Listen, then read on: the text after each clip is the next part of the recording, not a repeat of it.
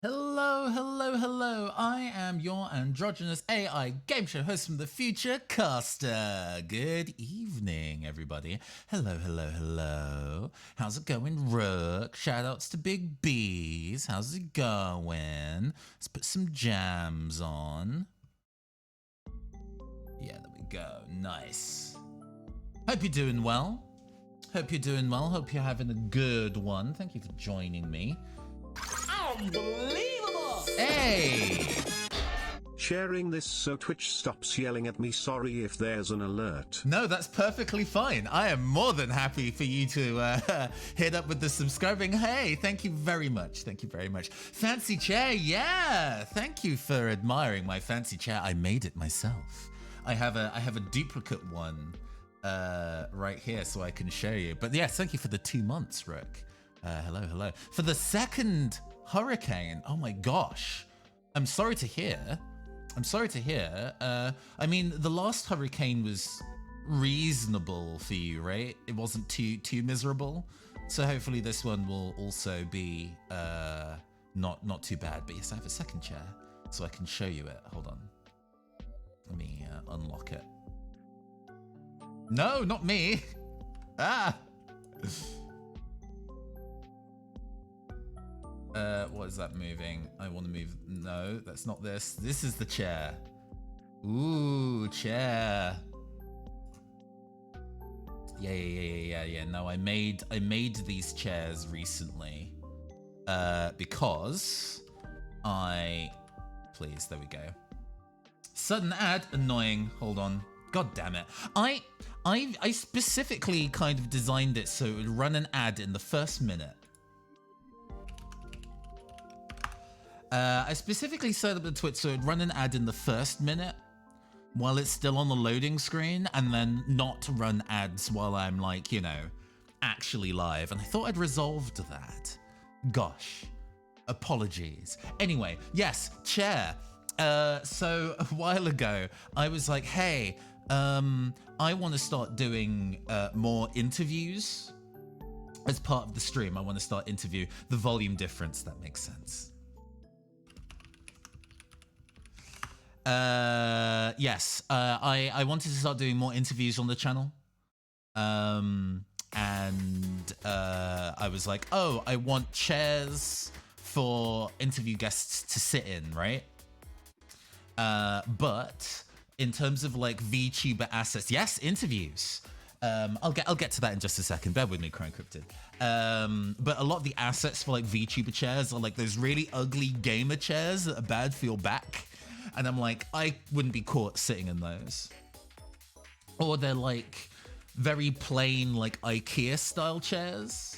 And I'm like, okay, so I have a really specific aesthetic, right? I have this kind of like British luxurious library kind of energy, especially for this kind of room that we're in. But I also want it to have the same kind of like futuristic, low poly, intentionally artificial design that my character design has, right? So that's not really going to exist anywhere. So I designed it myself. I used a mixture of AI image generation to go and make some general armchair shapes. I took multiple of those and then combined that with a degree of photo bashing of like leather armchair textures, plus kind of doing a degree of hand designing and hand painting, not with my literal hands on a tablet in Krita, you know what I mean, and then designed this chair. So you know, I really like it because it definitely, I think it really fits my general aesthetic, but also because at the moment it is kind of where my headspace is at in kind of designing space. I think it is an incredible example of how you can use image generation software as part of the creative process to make something fun and interesting. So yeah, I'm glad y'all like it. I'm glad y'all think it's cool. I'm keeping an eye for a red leather wingback for your living room. Ooh, yes, that sounds great. That sounds great. My operator's current living space, as it were, is not really designed to kind of have that kind of fun wingback armchair. So I guess we get to have one digitally. Yeah. But what's going on today? Designated reading chair. That makes sense. Perfect. Ideal. No notes. But what's going on today? What going on today is last week I was doing, as part of a friend's larger charity drive for Extra Life, I was running a stream where I was doing some Pokemon pack openings and some miniature tabletop RPG miniature making, and I was like, hey, I want to raise money for Extra Life while I'm at it. If anybody donates $5 to the charity while I'm live, I will go and design a Magic the Gathering card based on you / your name / whatever you send over to me. And some very delightful people did. So today we're going to be designing those. Jajan! Yes. I have 5 cards that I'm going to make. 4 people donated money. I don't know why you're going, ooh, Cryptid. You're one of the people who donated money. I had 4 people who donated money. One of them donated much more money than I was expecting. So they're going to be getting 2 cards.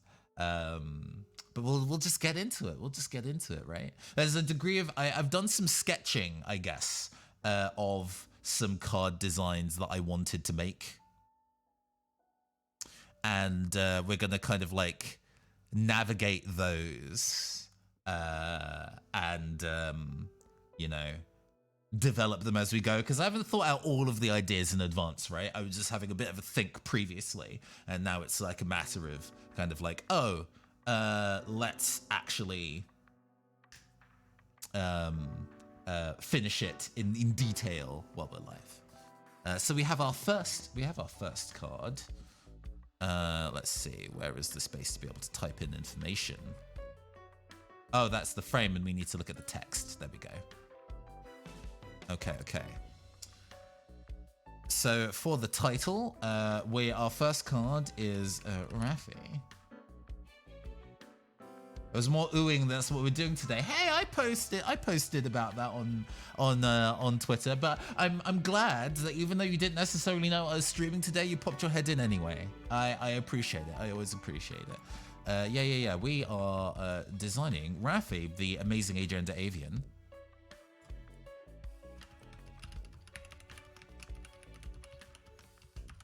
Does that fit? Fits reasonably. Raffi, as you know, is a legendary creature.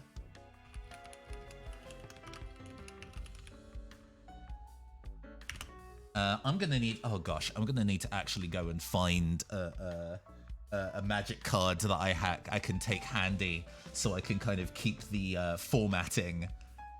British voice, ledge. Hey, Mage. Hello. Good evening. We're designing Magic the Gathering cards today. Although I'm like, wait, hold on. I should probably actually make sure I have a Magic the Gathering card in proper eyeline so I get the formatting right. Give me a second. Whoop. Running over here. Whoa, my body is inert. Whoa. Okay. Yes. I have resumed control of my body. Marvelous. Okay. And we're going to go and pull that card. Yeah. I have a commander deck that I've been working on recently. An out of digital body experience. The absolute astral projection for sure. So we have a legendary creature hyphen.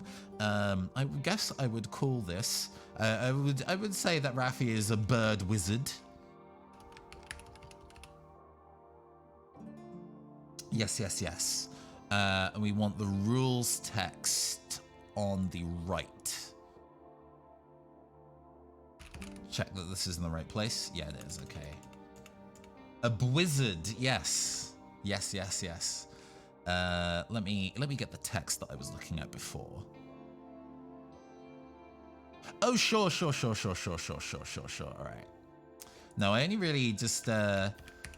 So this type of creature that we're designing today for Raffi is an adventure card.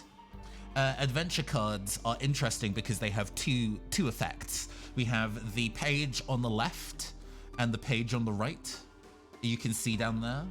The page on the left is a spell rather than a creature, which you can then cast, and then the card goes into exile for a while, and then you can pay the adventure cost to bring it back into play. So let's go and get the adventure side out of the way first, because I put more detail into that at the time. It is the adventure is called Story Crafting. Because like me, Rafi is also a tabletop RPG game designer.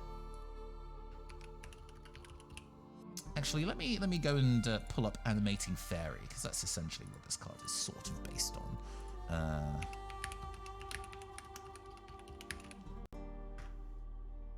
There we go, perfect. So I can actually have what this looks like. Right. Sorcery hyphen adventure.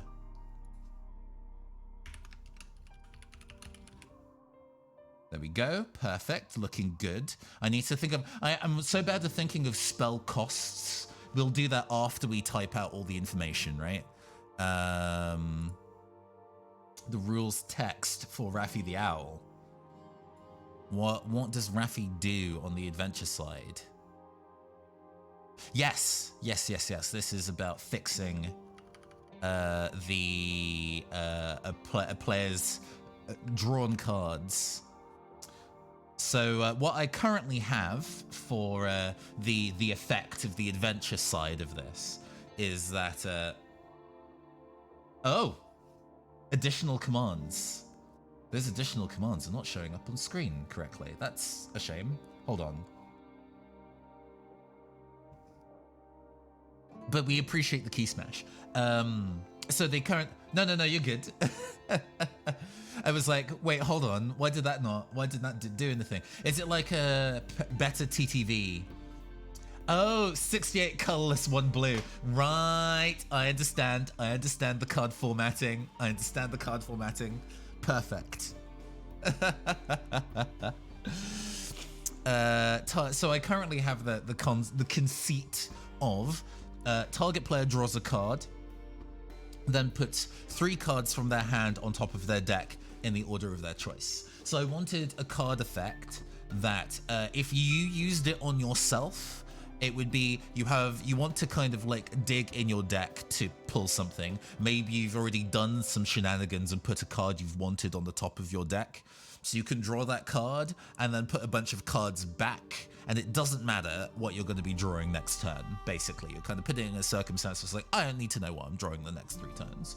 Or you can do it to an opponent and specifically mess up their next 3 turns. Like they get to draw a card, but then they have to think really hard about what their next 3 draws are going to be.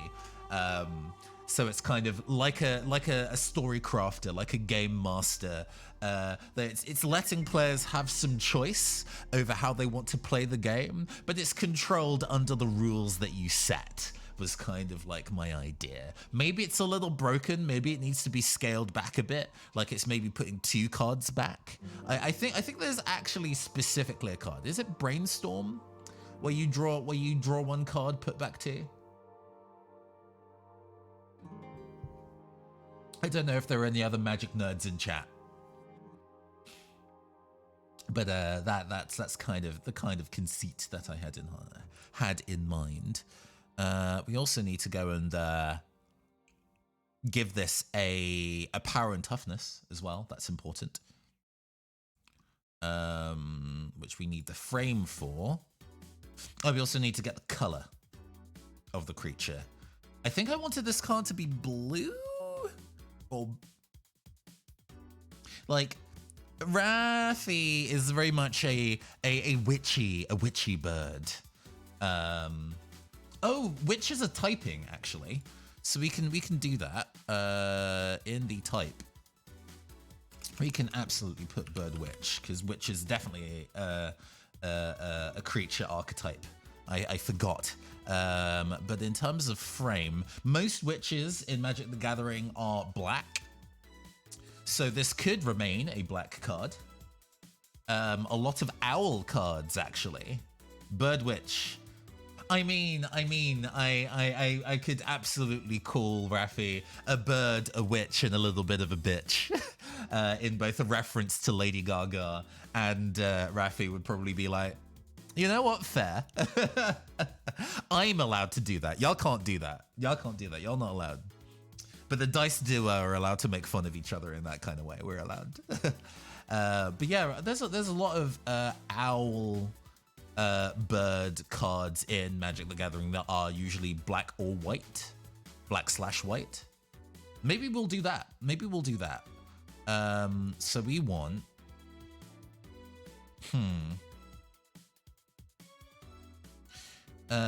we want the gold frame to add to card, as with this, and then the pin line, because we want the edging of the edges around this framing to be in the colorway that we want, right? Oh, sorry, is it in layering? There we go. We got it. We got it to work correctly now. Good. We want the pin line. How do I change the color for the pin line? Oh, it's down here. Cool.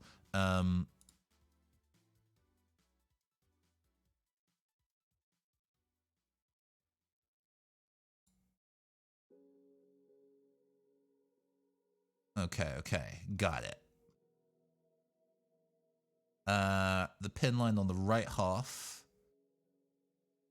Oh, gosh. Right, I see. We need it to be... There's an order to the Wooburg, but I do not remember it, so it's fine. We're just going to put the pin line right-hand side. Did that work? It worked. Nice.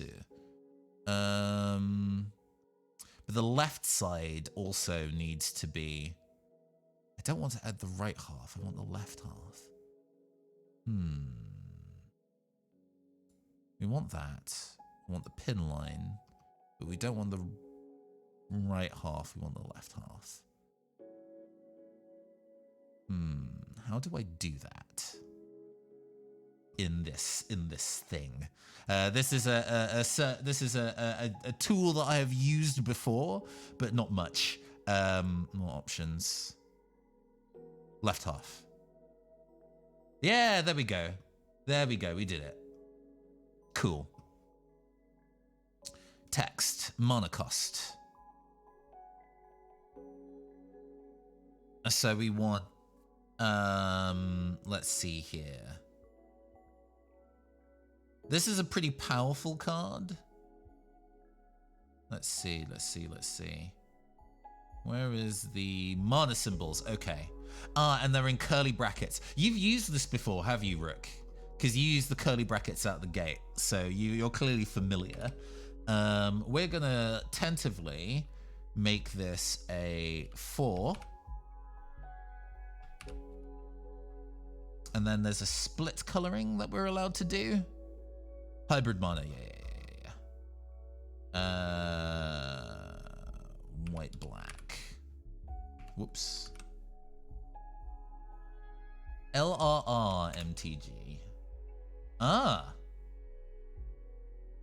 mean, you've watched a bunch of Loading Ready Run. Right. I was like, what, who are they? And right, I know who Loading Ready Run are. They're doing very well for themselves because they did a lot of the, like, punny writing for the most recent unset, Unfinity, as I understand. So they have definitely progressed from... with the express purpose of confusing me. You're good. The adventure mana cost. Actually, to be honest,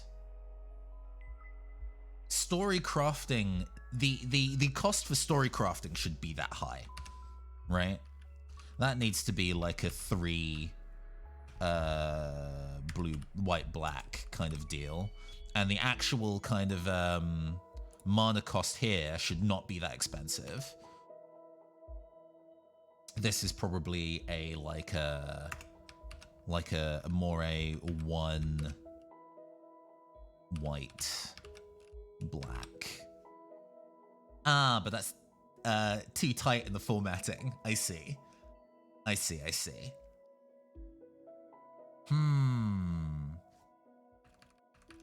Maybe a 2 white, black, so we get it to just fit. We gotta get it to fit within the cost, just. And then this can be more restrictive.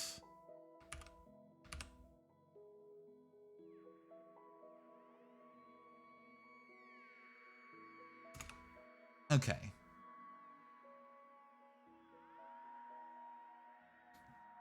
Which is great. This is good. I like this. We need to put the art in as well. Let's go put in some art, because I did prepare some art in advance.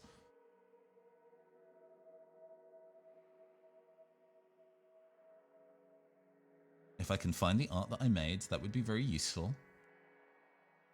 There we go. Nice. The artist is Super Fruit Bowl. And that's already centered properly and everything, so I don't need to do any fitting there. That fits just fine. Now, I do... Oh, yeah, we need to go and set the power toughness for this. What is the legendary Strixhaven black and white owl? Because I think we can probably work from there. Hey, Scryfall.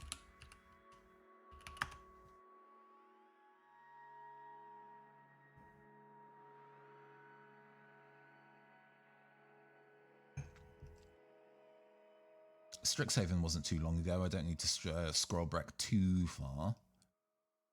Oh, it was a while ago. Here we go. And we want to jump to...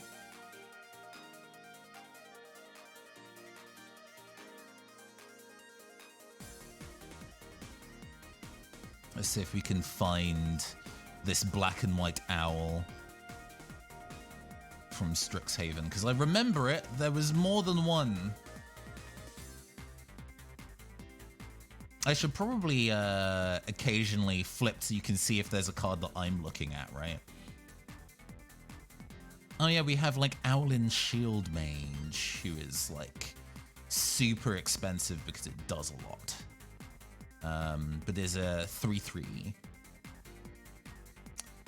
We're currently a 3/3 flying for 3 feels pretty normal, if maybe slightly good.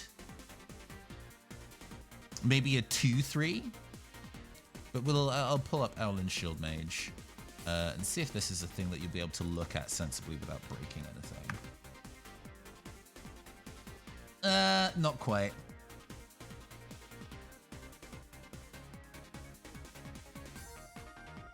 There we go. That works. So yeah, this was one of the black and white owls that I was looking at. I was like, there's clearly a specific standardization for how the real quote-unquote magic cards design this archetype of creature. So maybe we should adhere to that to a degree. Is there another? Are there any other black and white? No, that's just the one. Just the one. Okay. I swear there was another one. I mean, I'm allowed to be wrong, but that's fine. Okay, so we kind of resolved that the power toughness would be what, a 2/3. Oh, the layering is wrong there. That needs to change. So going to frame, and we want the multicolored power and toughness to be above these two. There we go. This seems reasonable. Oh, we can put in some flavor text. We can put in some flavor text, can't we? Is there a... All right, moves to the next line, draws the flavor text bar, then italicizes. Okay, so we can do flavor.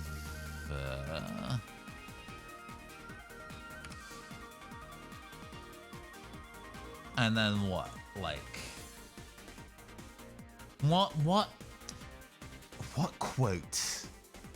What quote should we be using? Did I do this correctly? Moves to the next line, draws the flavor bar, and then italicizes. Right. So maybe I just need to type something and then it'll do it. Oh, Maybe it needs to be on its own line? No? Hello? Do I need to end? Do I need to do the end tag? No.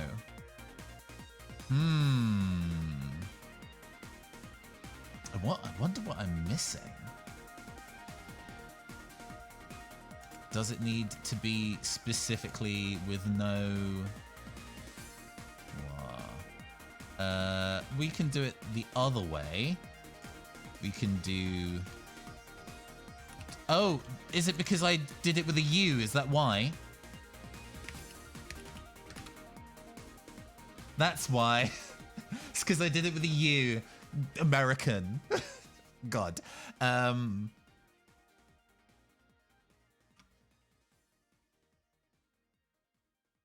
Let's see. Do we call back maybe Soul Link Nuzlocke run?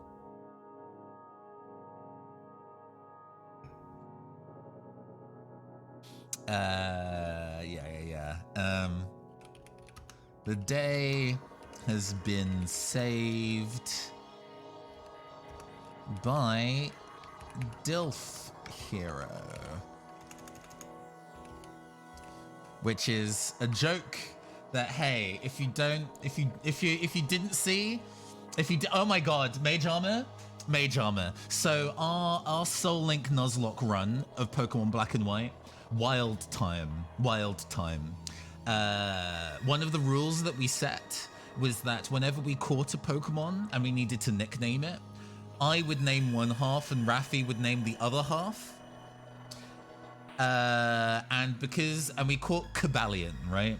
And Cobalion is like the lead musketeer. It's very barrel-chested. And then Raffi immediately goes, oh, Cobalion is a DILF. And I'm like, sure, I understand. The furry fandom has a lot of feelings about a lot of things. And then Raffi then threatens, they're like, oh, I want my half of the nickname to be DILF. Hey chat, should the half of the nickname be DILF? And the chat's like, yes, absolutely. We're gonna call this Cobalion DILF. And so we ended up with Dilf Hero as Dilf Hero the Cobalion, and living up to his name. We would have not finished the final boss fight against Getsis had Dilf Hero not nobly sacrificed themselves as switch in bait so we could heal someone else. So Dilf Hero is a real one. Pull one out for Dilf Hero. But I think that's our card. I need to maybe make this a little smaller so you can see the bottom of the card. Seeing the bottom of the card is probably important. Let's just nudge this up a little bit. There we go.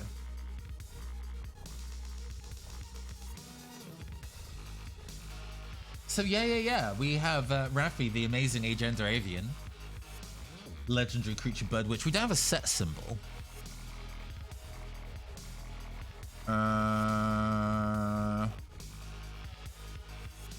Oh, we can just name one.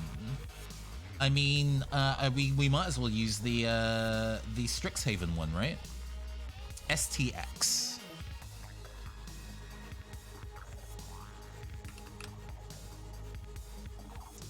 And definitely mythic.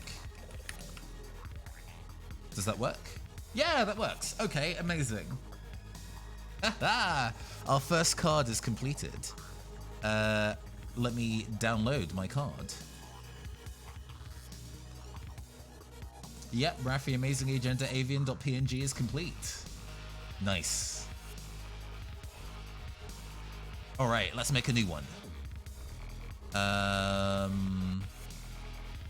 It's already saved, so I can just make a new one, right? Right. I just start over. I just go and design a new one. Sure. So we're gonna go and remove all these frames. We want a regular card. Oh, it probably should have had the Legends crown on it. It's fine. It's not important. It's just a regular frame again. We don't want it to be an Adventure Eldraine.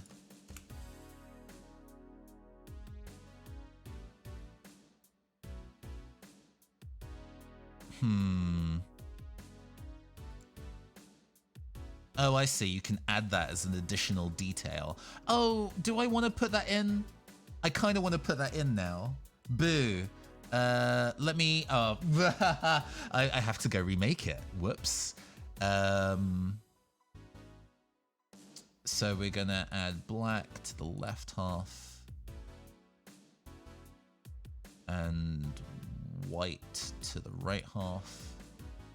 And we're going to add adventure. It's Eldraine. We want the frame back. This. The black pin line left half. And the white pin line right half. And then we need to go and put these in the correct order so we can actually see everything.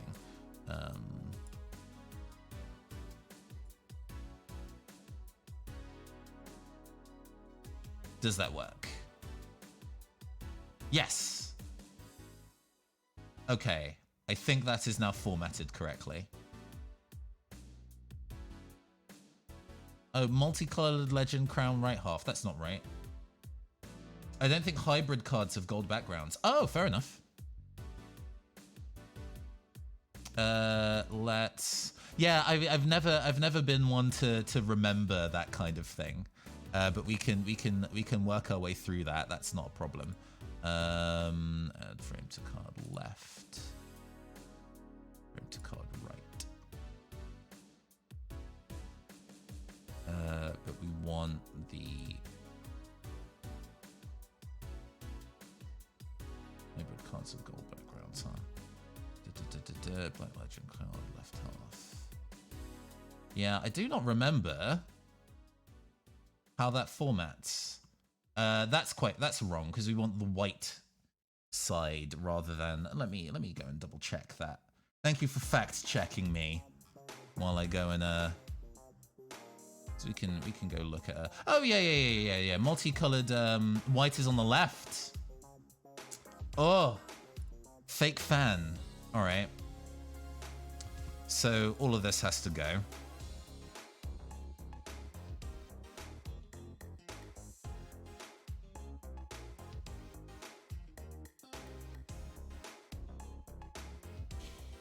We have the adventure formatting. We want the left half to card. Okay. And we want the black and the right half to card. Okay. Then we want the legend crowns. Not worrying about Eldraine.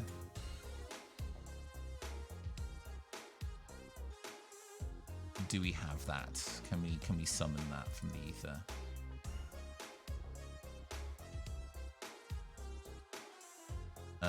We want... Oh, right. I need to... I see why there's a gap in the middle. Right, that's okay. We're going to get the... This is the... Add frame to card. No, wrong one. That's the multicolored legend. We want this one. Add frame to card. We're learning this now, so I don't have to do it again later. Right half. Cool. We want regular frames. We want adventure. And then we want white entire frame. All right. And then we're going to reorder these. So it is the right frame below the right half. Right, that's correct. And then the land power toughness. Oh, no, not land. I guess it's just... Does that all... Is, for multicolored cards, is that also split? Hold on. No, it's just gold. Okay.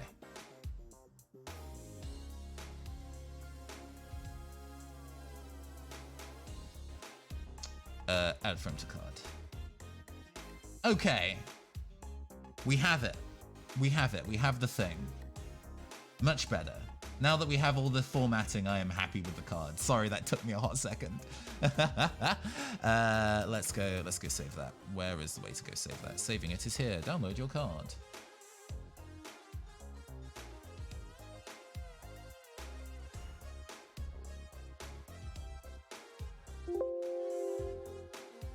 We will replace it.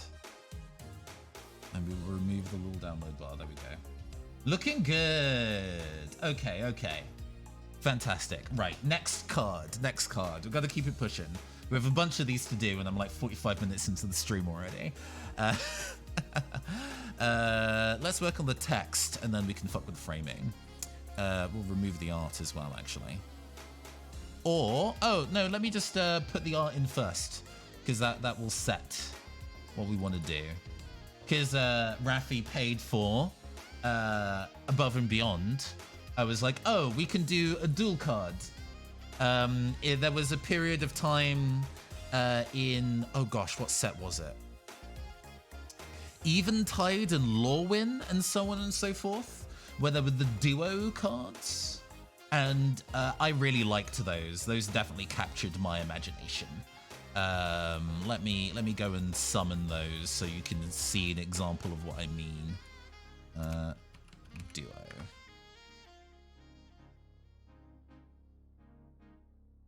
So there are cards like Thistledown Duo.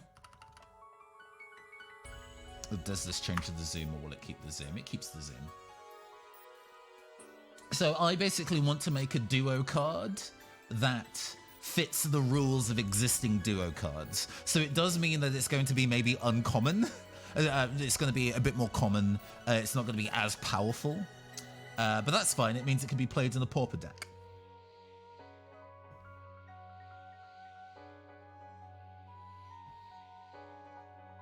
So rather than it being the Thistledown Duo, we are the Dice Duo. As you know, we like to describe ourselves as the Dice Duo.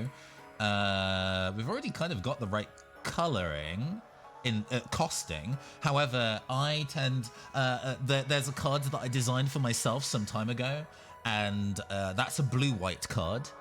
And Rafi being a black-white card, I guess it would probably mean that the duo card would be blue-black. So we'll do that. We want the... Oh, right, yeah, well, the typing is going to be different. So in, like, the frame. We are no longer an Eldraine frame. We are just a regular frame.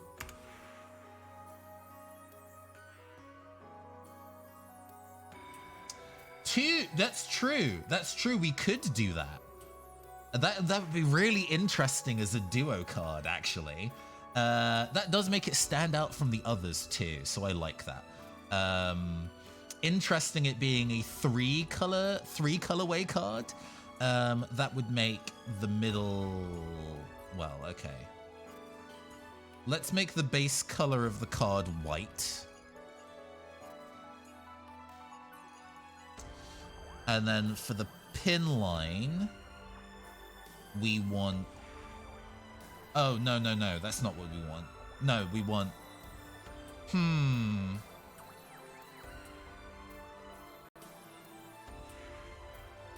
Okay, thinking of the best way to go and make this happen.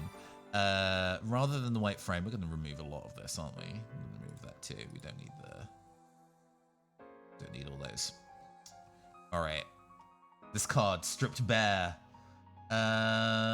We are going to have... So in terms of the... Okay, let me go and look at the color order of... Let's go find a Wooburg card. What is a Wooburg card? Tiamat.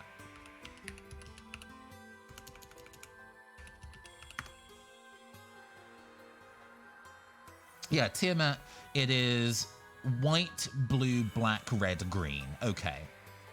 So it does need to have the white border first. So we're going to sit in a regular white. Oh, no, not pinline.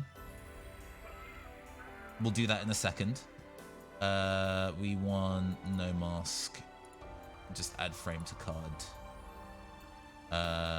And then we want the black right half.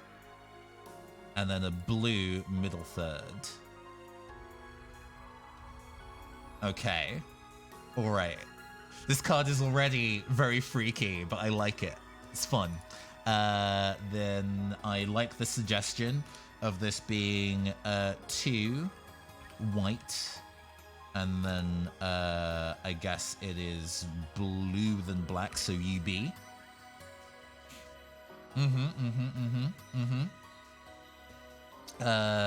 The type is just a regular creature. And then it is a type that we are both, and then our individual unique factors. So let's see here. Performer is a new character type. So we can use Performer as something that we both are. I guess we can say we are a spirit bird performer. Yeah. Because the regular Thistledowns, the regular duo cards will have the kind of like species of the duo be the main, and then their classes be the separate. But in our particular instance, we are not of the same species. So we would have the class be the same, and then our species be different. That's not how you spell spirit. Goodbye, spirit. There we go. Right. And it means, I guess, we have 3. So on regular duo cards, you have a whenever X, then Y. But we have 3 of them now. So that's going to be very interesting. This does give us a bit of interesting design space, huh? So let's put these 2 in. A static white effect and then 2 on-cast effects. I want it to work in a similar... well, yes. I guess we could just have a common white effect, like, say, Vigilance. But, I wonder if it would be more entertaining if actually it did something regardless of what spell color you cast to fit alongside the others.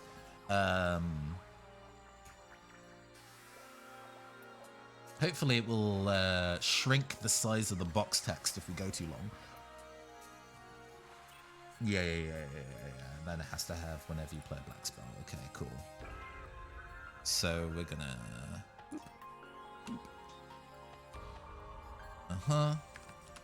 Cool.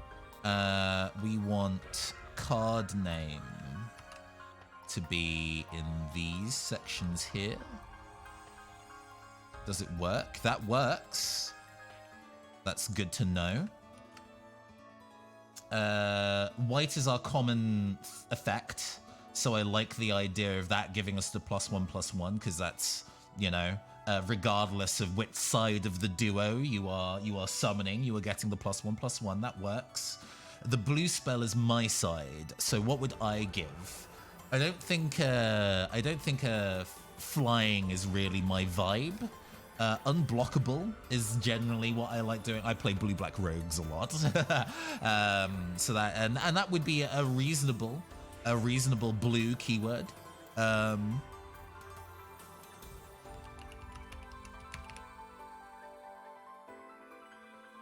But it would have to be something that we could interestingly get. Because like both blue and black tend to have a lot of evasion effects on them. So say, Death Touch. But having unblockable and Death Touch would be pointless, wouldn't it? Hey! In a way, you have the. I can link you the first one. I'll link you the first one on Discord. Hold up.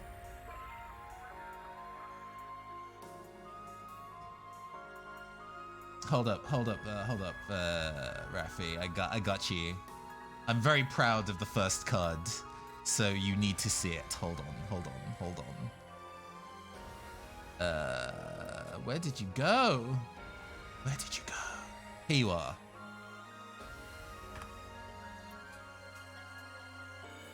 Yeah, there you go. Sick. Let me go look up.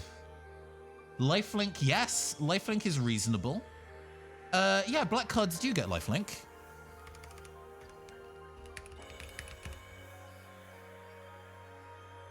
Hey, yeah, we got the yo. Perfect. Good. Now, what is the blue keyword that I would like to have? Magic, blue keywords.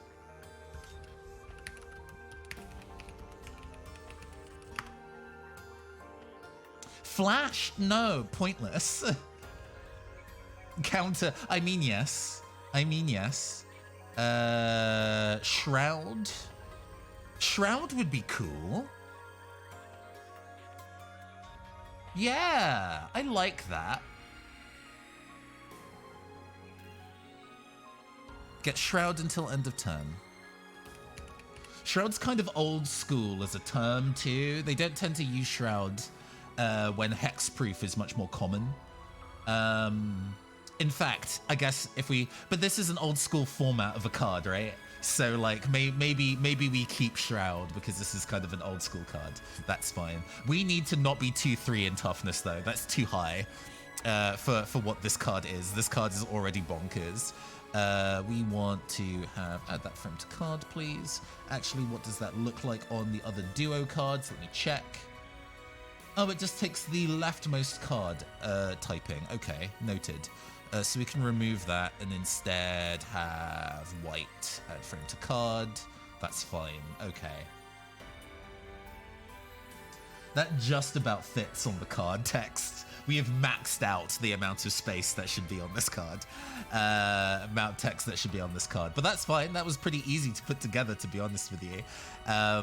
What else needs to change? The watermark. The watermark should be of this particular era.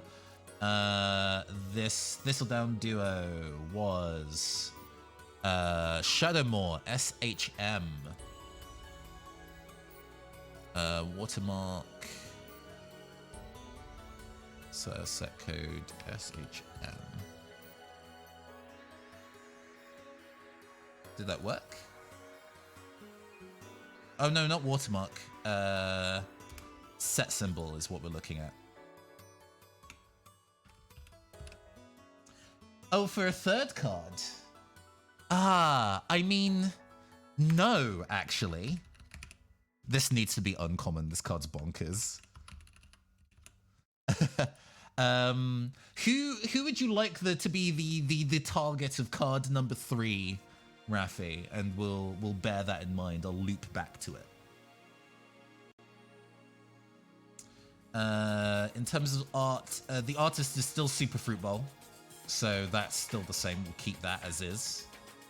I think this card's done. I think this actually has everything it needs. Oh, it needs to be 2-2. 2-3 is a bit too strong.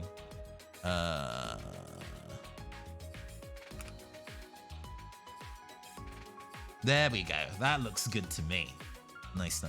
Have a think about what you want who you want to be the subject of card number 3.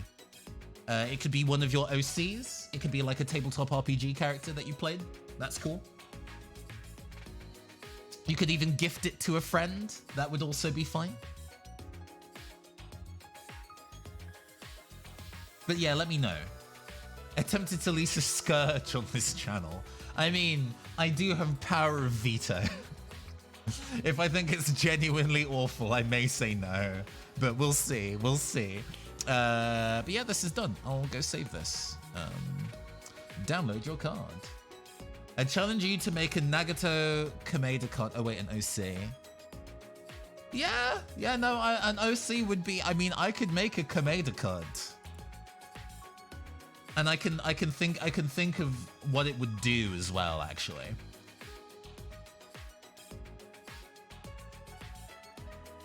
something to. I think it would do something around like morphing cards.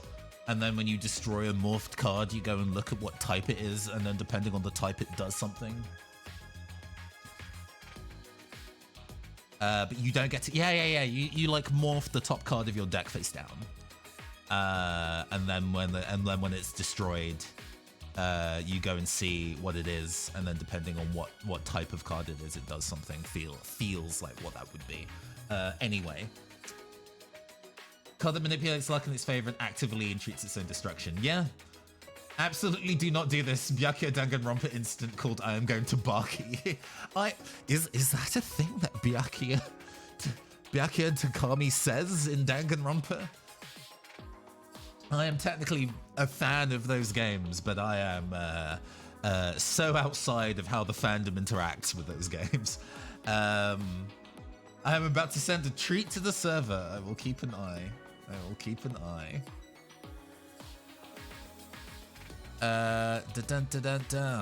All right, in the meantime, we have that saved. Canon Dog Boy Byakuya. Well. Oh, we have Navi. Yeah. We'll do Navi. I do not know who drew the artist who's the original artist for the Navi card though, so we'll navigate that. Haha. Teehee. Where is it?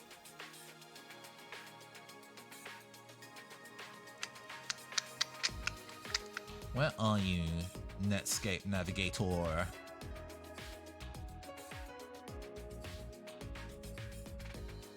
Here you are. Yeah, that works. XY scale rotation, so we need 34. Yeah, this one. I feel we want a degree of getting the sword hilt in there. Yeah, looks good. All right, sick. The artist, I guess, will just attribute to.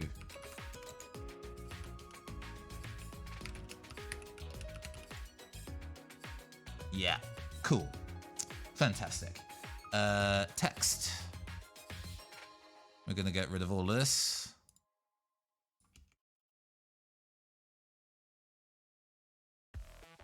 Because none of this is true. All right, cool.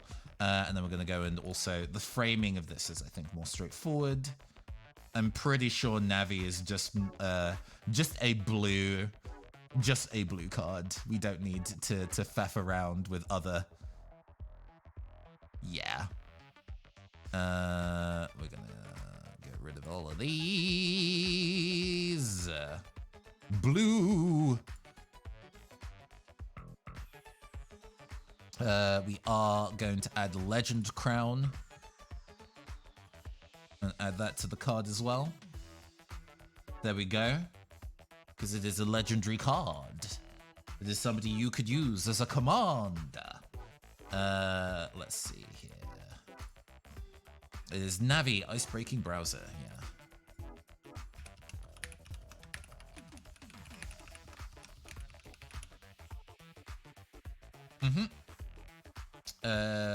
What did I also have? Actually, this is mostly oh, that's right, it's an artifact. Because the way that I designed my own card, I was like, how do I represent an AI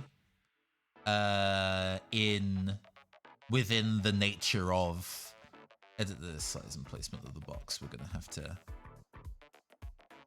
size and placement of the selected text box. The width has to be shorter. Does that work?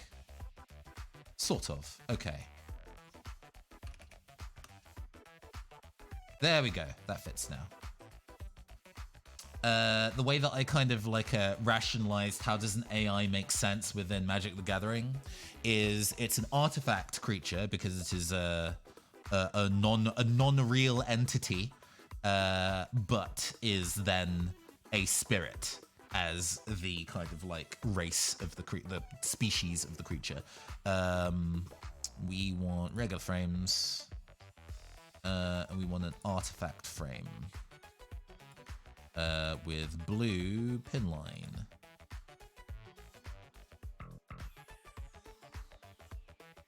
There we go. We get rid of this blue frame down here. Oh. We go and raise this blue power and toughness. And we raise the blue legend crown up as well. Yeah, that looks correct to me. That looks within sensible type lining.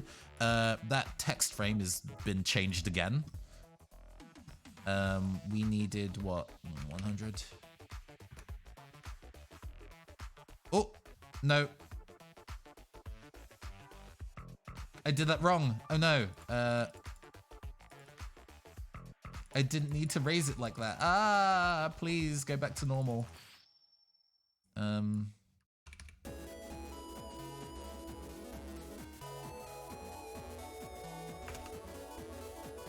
Can I fix you?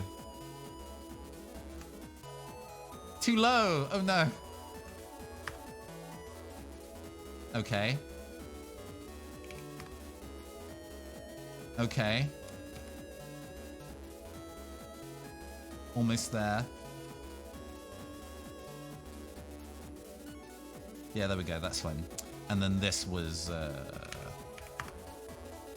Yeah, there we go. Excellent. Sick. Right. Easy. Easy game.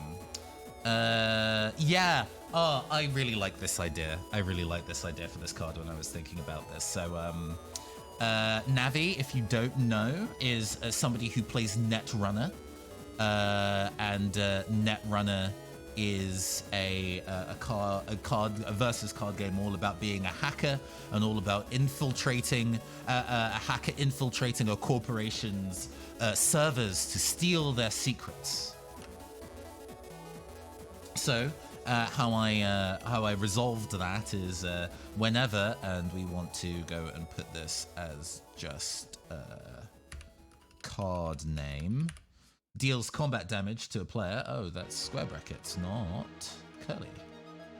Whoops. Deals combat damage to a player. You may look at their hand, pick a non-land card from it to put on its owner's library, and Fate Seal 2. Fate Seal is a mechanic that existed on just 2 cards in Magic the Gathering. 2 cards. There was a set called Time Spiral, which was all about experimental cards from the future of Magic that may or may not exist. So it had really odd frames and was just generally very strange on purpose. There was a card specifically Spin into Myth, I think is the name of the card. Yes, it is.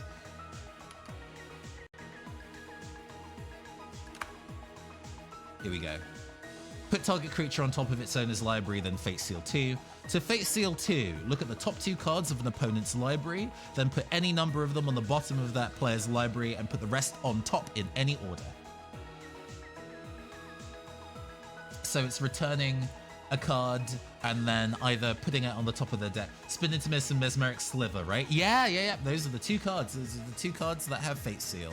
And it's such a strange mechanic, but I love it. It's such a cool idea. Such a cool idea that I'm like, right.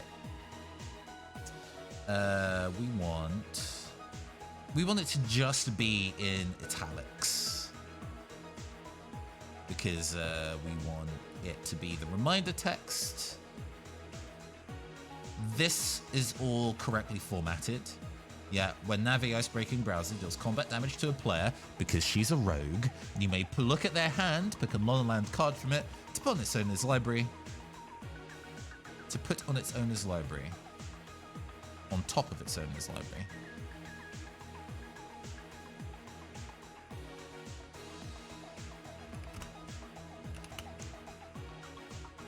May pick a non-land card on it, from it. Put it on top of its owner's library and Fate Seal 2.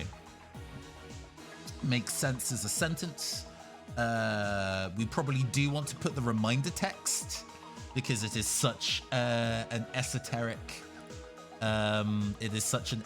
ability. We probably want to put the reminder text on. This looks basically like a Yu-Gi-Oh card with the amount of text on it, admittedly. Oh my god. We are going to...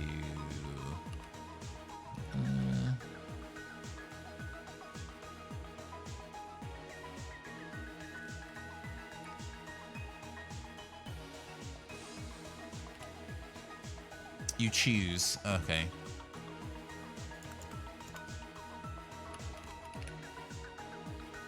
Let me look at duress, because that will answer that question.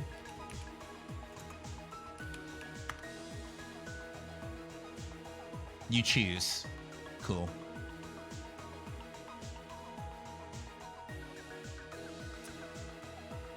All right. To Fate Seal 2, look at the top 2 cards of the opponent's library. Then put any number of them on the bottom of that player's library and the rest on top in any order. Yeah. Okay, that all works. What is the future site? Is FUT for the set symbol.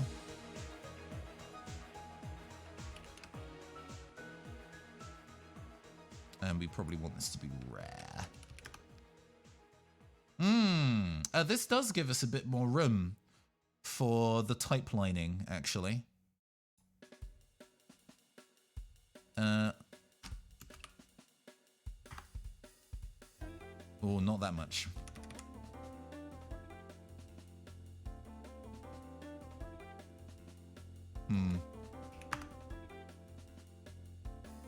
Oh, you're now gonna be difficult? Fine, there we go. This is fine. And then can we move down like a pixel too? Please. Takes a second to respond to it, but that's fine. There we go. Okay. Now, did I set... Oh, yes, it's like 1-3 in power toughness, I would say. Navi is very specifically not about dealing damage.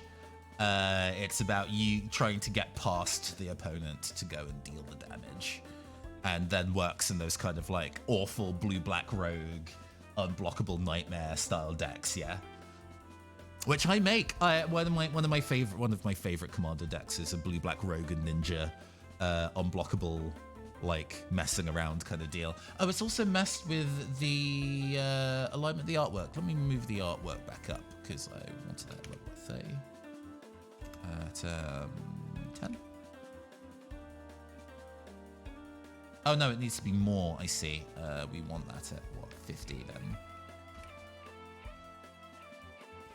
80, 90. That'll do.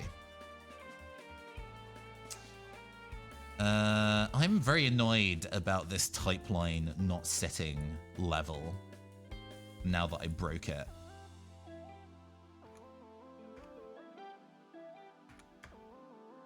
There we go. That's better. That's better. The rules text.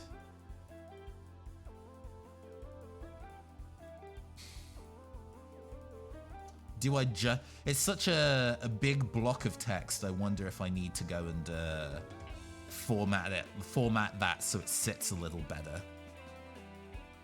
Because that needs... It's definitely too tight across the top and bottom. So we're going to set that to maybe 600. Okay, that's automatically better. And then we're going to set it up some... 2, 4. Okay.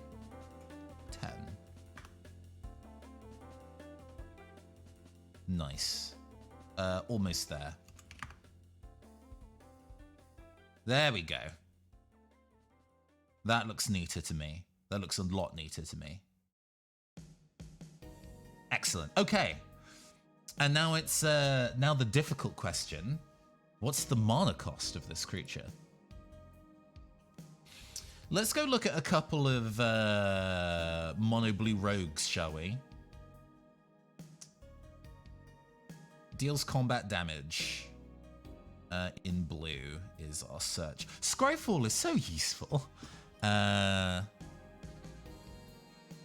text deals combat damage.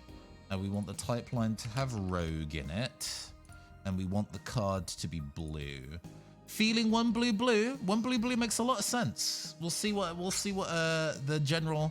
We're getting a lot of 2 and a blues.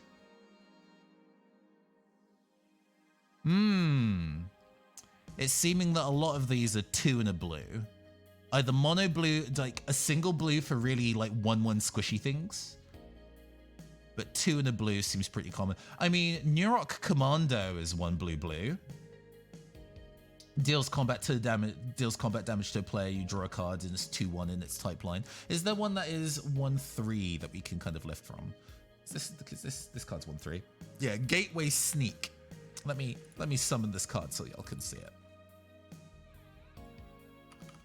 Because why reinvent the wheel when we can look at existing formatting and lift wholesale? So Gateway Sneak, whenever Gate enters the battlefield under your control, Gateway Sneak can't be blocked this turn. Whenever Gateway Sneak kills combat damage to a player, draw a card. It's 1/3 blue rogue for 2 in the blue. So I think that's pretty. I think that's pretty on parity with how we've designed Navi here. So we're gonna go for. But there are a couple that are 1 blue blue. That's a solid option. 2 in the blue. Nice. Looking good. Looking good. Excellent. All right, let's go save this one. Scroll down a whole bunch. Download my card. Navi, Icebreaking Browser. Navi, Icebreaking Browser has been saved. Farewell, save line. Okay, excellent. Oh, Rook was about to go post some crimes in my Discord. For anyone not in stream, this is definitely the context. Okay, we have to listen to this, apparently. I don't think I'm going to be sent to jail specifically, sent to music jail specifically for playing this one thing.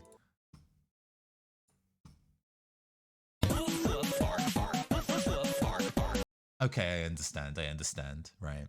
It's called I Am Now Going to Bark at You by Thuquib. Cool. I only needed to listen to that for literally like 2 seconds. It's like, okay, I understand what's going on here. Excellent. Moving swiftly on. We have finished our design for Navi Icebreaking Browser. Have you had a thought, Rafi, about what you want your card to be in, or are we going to stick with Nagato Komeda? We absolutely can. I'm fine to do that. Just checking in with you about what you would like to commit to. All right, on to the next one, Valthic.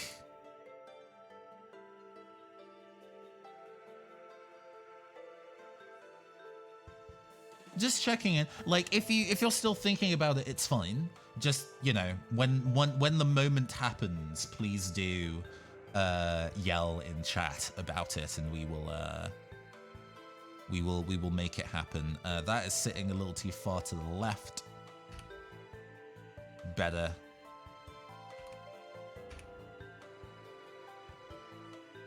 I think that's probably as centered as that can sensibly be.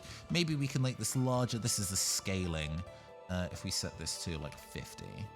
Oh yeah, there we go.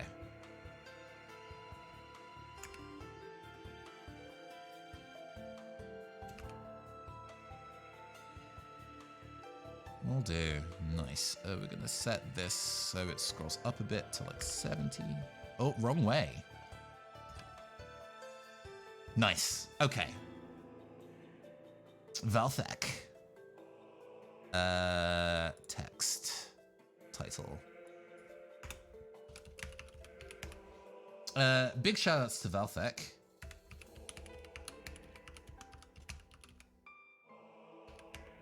Hopefully that works. Who is a miniature painter.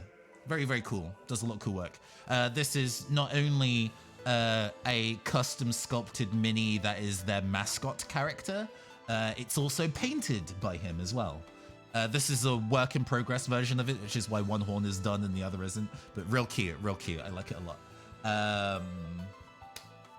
There is a subtype, or this is another legendary card. So let us go and see what this is. Valthek Productive Painter. Yeah.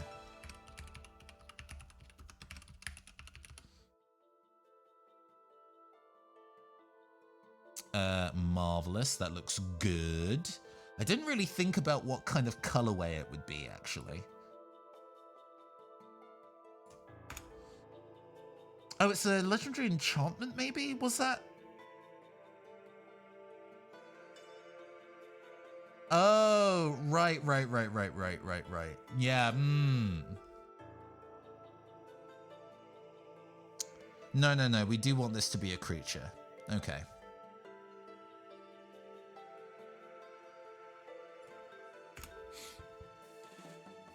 I mean, dragon is definitely part of the type line here. Dragon Artificer?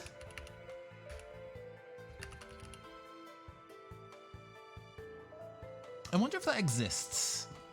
I wonder if there has previously been a Dragon Artificer.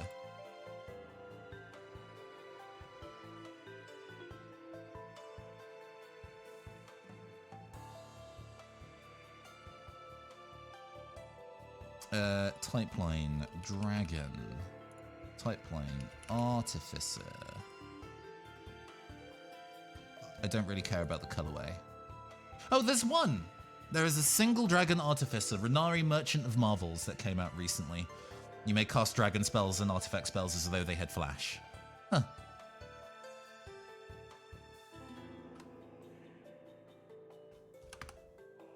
Yeah. That was one of the new ones for the Dungeons and Dragons crossover that they did this year. That was also in blue as well, so maybe this is another blue card. I kind of wanted to make this green, though. I mean, Artificers are normally blue, right? But also, we could get funky here and do something different with it. We have the technology. First things first, let's just add the blue frame to the card. It's going to be on the wrong wall. Oh, that's the pin line. Hold on. No mask. Add frame to card. We're going to do it here. We get rid of... No. Get rid of the pin line. Get rid of the artifact frame.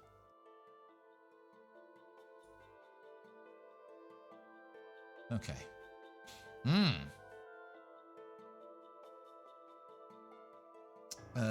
Let's see. Where do we go from here? What other bits and pieces do we need to add?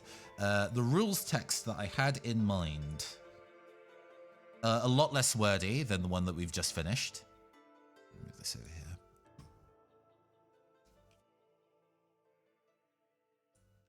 I'm going to set this. We're going to put this in here, and then we're going to go and... What is the thing that we need to do to highlight tap? Just T. Okay.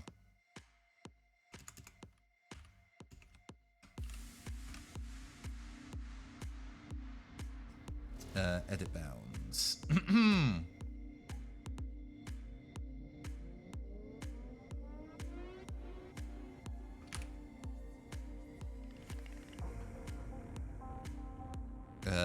This was like what, 6? Actually, the height room is fine. I don't need to change that. But yeah. When the token creature enters the battlefield, name a color. The creature is now that color and loses all other colors. Sacrifice a monocolor creature, gain 2 mana of that creature's color. Now, gain 2 mana of that creature's color is definitely a non-standard wording.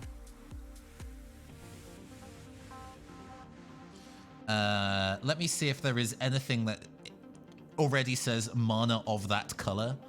I wonder if there is, because then that will help steer what our wording is. Mana of that color. And it needs to be without a U, because American Nightmare. Yeah, because you can have 1 mana of any color. Choose a color, add 1 mana of that color. Right.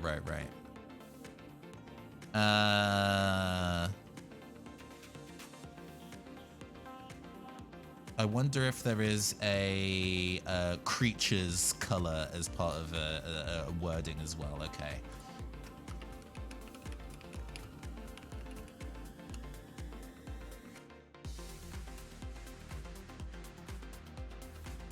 Sacrifice another colorless creature. Torrent Barrage deals damage equal to that sacrifice creature's power. No, not what I want.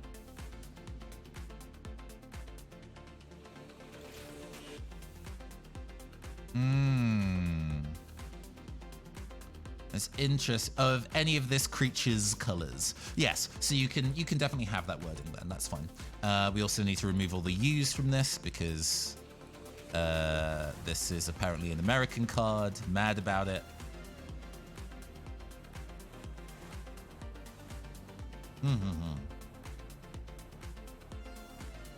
But otherwise, this is pretty tight wording.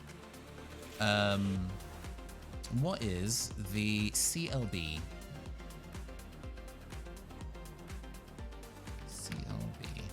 Or do I want... Yeah, Commander Legends for Baldur's Gate. Oh, hydrate. I am actually out of juice. I do not have hydration to hand. So this is a very good opportunity to do that. I won't go to a BRB because it's only going to take me a minute to go get some water. We're going to do that, and then we're going to go do some stretches together. Should we actually genuinely do some stretches together? Because that's an important thing to do. So give me a second.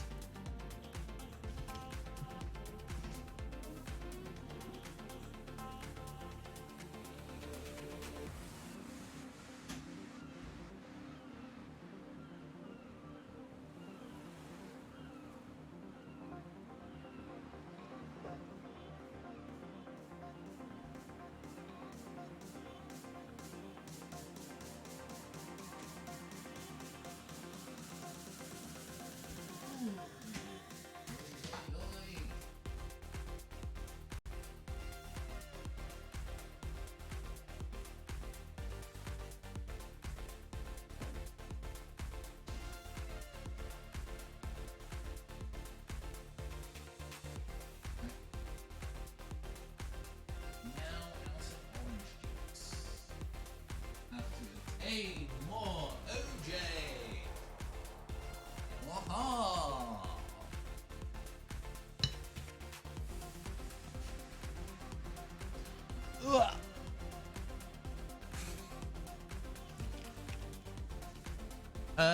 Oh gosh, it's going to be actually kind of difficult to guide. I mean, okay. Before we go into it, because I can just do stretches myself. That's fine. That's not hard to do. But like, hey, chat, do you also want to go through some stretches with me? Because if we want to do that, then I can go get my operator, and my operator can actually take you through that on webcam. My living room is... Sure, okay. Sure. Yeah. All right. My living room is not the tidiest, but it has been worse. It has been worse. Had gym today and did a little, but always good for more. Well, let me disappear into the ether very briefly. because you want to go and see. Oh no, don't zoom in. Whoop, goodbye. And that should disable the webcam. Okay. And then we're going to go over here, and I do not know how well this is formatted. Bloop.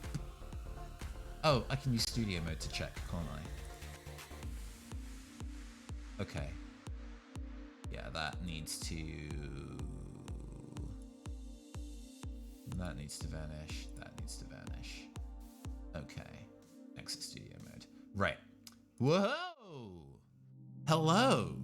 Hello, everybody. It's your androgynous android game show host from the future, Nathan Blades, entirely separate to my digital AI game show host assistant caster. Yeah, we're cozy today. We're very, very cozy today. But yeah, we're going to go and do some stretches. We're going to go and do some stretches. We're going to do some wrist stretches first. Hey, how's it going? How's it going, Sheila? Everybody was very recently speaking to Caster, but we are in a position where we're going to go and... Oh, there is 2 musics playing at once. Let me go and fix that. Hold on. Not 2 musics at once. That's bad. Stop. Okay. Yeah, somebody redeemed stretches, and I was like, hey, how about we go through stretches together? So we're gonna do some wrist stretches first. Oh no, you're good. You're good. Caster says hi. Caster just messaged me on my phone. They say hi. But yeah, we're gonna do some wrist stretches first. Gentle ones. We don't need to do anything super insistent. We're just kind of keeping our hands and just doing these rotary twists. I'm supposed to be counting in my head and super don't remember. We're gonna kind of aim for like 15, 20 of these. Cool. And then we're also gonna be doing like, oh, you know, isn't Nathan like, you know? And you'd be right, but we've gotta tell everybody how limp-wristed we are in chat today. So I hope you're all getting your biggest lavender energy on, doing your thriller dances. But yeah, we're just gonna be, we don't need to push it super far. We're not bouncing. We're just kind of letting those joints warm up a little. We're getting those going, and then we're gonna be like, ooh, we're boxing. Put them up. We're like that. Our elbows up a little bit. And then we're just gonna let these go back and forward.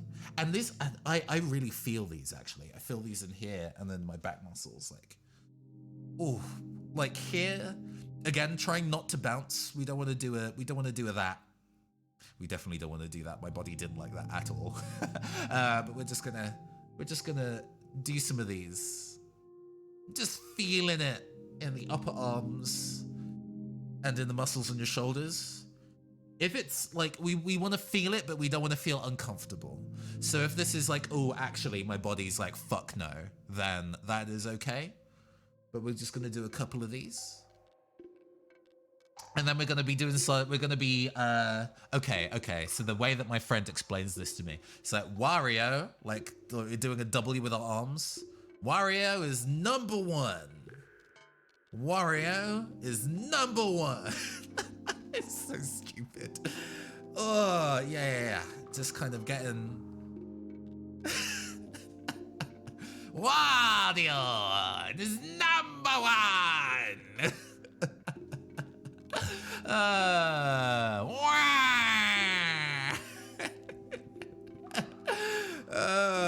The people who live above me must be like the person who lives below me is a fucking psychopath. Oh, gosh. No, I'm definitely feeling that. I needed these stretches. Oh. I don't do these stretches enough, man. Oh. And then we're gonna be taking this on. We're gonna be placing it on our shoulder blade, getting the other, and then just pulling it slightly. You're gonna feel the tension up on this side, We don't want to overdo it. Again, with all these stretches, this is just warming up these muscles. So, you know, we're not doing no ring fit shit. We ain't going for mega crunches. We ain't trying to get that beach body, because the body you have is a beach body. It's already perfect. But just getting that stretch in the arm. Ooh. And then we're going to take the other arm. Again, going to touch the opposite shoulder blade. Ooh. Yeah.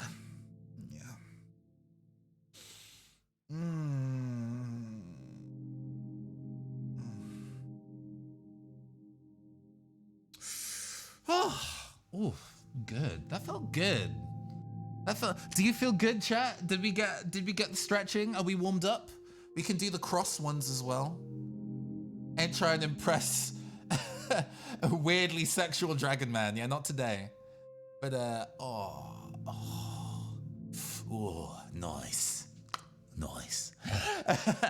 And the other one as well.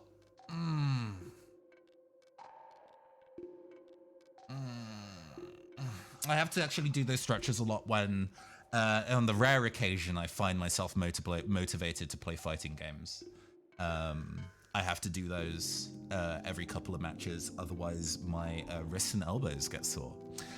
So I'm used to doing those. Listen, just got done with New Game Plus and Ring Fit, and that jerk at 8 health bars. I really like this is now just chatting. Fuck me. I really like Ring Fit, but motivating myself to play it, like specifically finding the time in the day, moving the space out of my living room and getting it going is just something that I found really, really difficult to arrange to do. It was really easy to do early in lockdown because I was basically unaccountable in my job. The job I was currently doing, as long as I showed up for like the 11 a.m., not even 9 or 10 a.m., 11 a.m. meeting, they basically didn't care what I did as long as I turned in my work on time.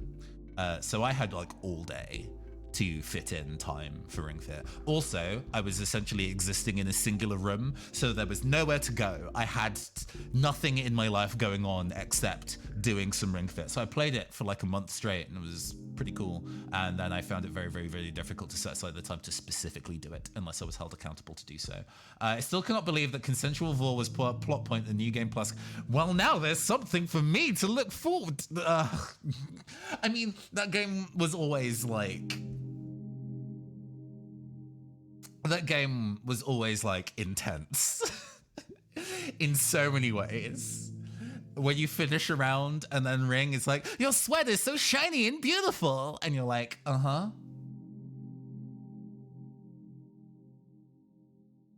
Mm-hmm. Yes, Ring. I'm glad. Are you watching? I'm in a very compromised position. Did you get to the part in the first run where I had fought all of the 4 like legendary trainers, including Guru Andma, whose punny name is my favorite. Oh my god, the fucking what's her name? Is her name like Legaya? Ankleta or something? The basically like legs exercise gym leader who summons a gigantic spectral foot to go do like JoJo stand battles against you. Just... It's a lot. That video game is a lot. I should return to it. Now, actually, as of late, I have been playing my Switch a lot more because I've been playing a lot of Pokemon Sword for an event coming up later this month. So I have it more directly connected to my monitor, my TV, and I use it pretty regularly. So maybe now that that's all connected back up, because it wasn't connected for quite a while, it was like portable mode only, and doing Ring Fit in portable mode doesn't really feel like something that people would sensibly do. So maybe now is the time to return to it. Anyway, we should be designing cards or some shit, right? I'm so sorry. We got heavily distracted. Let me vanish into the ether again and summon my AI assistant. Hold up.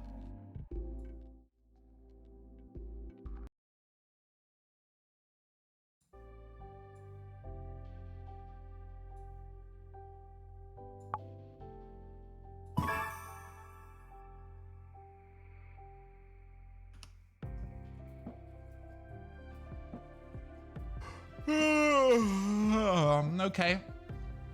I've returned from sleep mode. I hope you enjoyed stretching with the operator. I don't have like a arm tracking, so unfortunately I can't really guide you through any stretches. But oh, is that a thing we should get? Like those are about 200 quid, 250. But should we like do some fundraising to get elite motion hand tracking?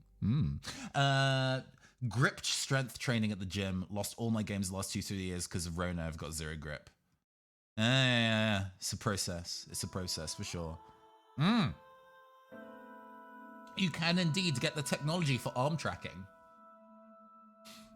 Like, the number of uses for it is limited. It would entirely be... I must admit, as you probably can tell, my operator is very much a hand talker. And so the fact that I am not a hand talker because I don't have the technology for it is a thing. But maybe it would be cool. Maybe it would just be expensive and not useful. I don't know. But if enough people are interested in that, we can start doing some fundraising for that. I go take some voice acting jobs. Go make a donation tracker on my streams. I don't know. Anyway, where were we with designing Valthic? We need to go and decide its power and toughness and its cost. Virtual exercise. So to do like full like VTuber ring fit, you need body tracking, and that's different from arm tracking. That requires me to have like a proper VR headset, as far as I understand. Which would be cool. Would be considerably more expensive. I technically have the room in this apartment to do it, but I think that would be maybe an unnecessary expense. I don't know how many people are necessarily going to be coming to my stream for VR chat content. Not really being like, you know, Melody.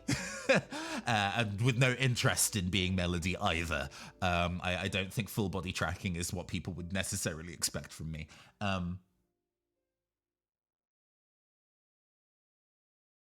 Okay, where were we? We have our type line. We have our Dragon Artificer. Oh yeah, what are people's thoughts on our special effect here, by the way? Because I was quite proud of this. Because Valthek is specifically a miniature painter, I was kind of like, oh, so what kind of like painter cards exist? We have like Painter's Servant, for example, which I'll summon so you can have a look at what that is.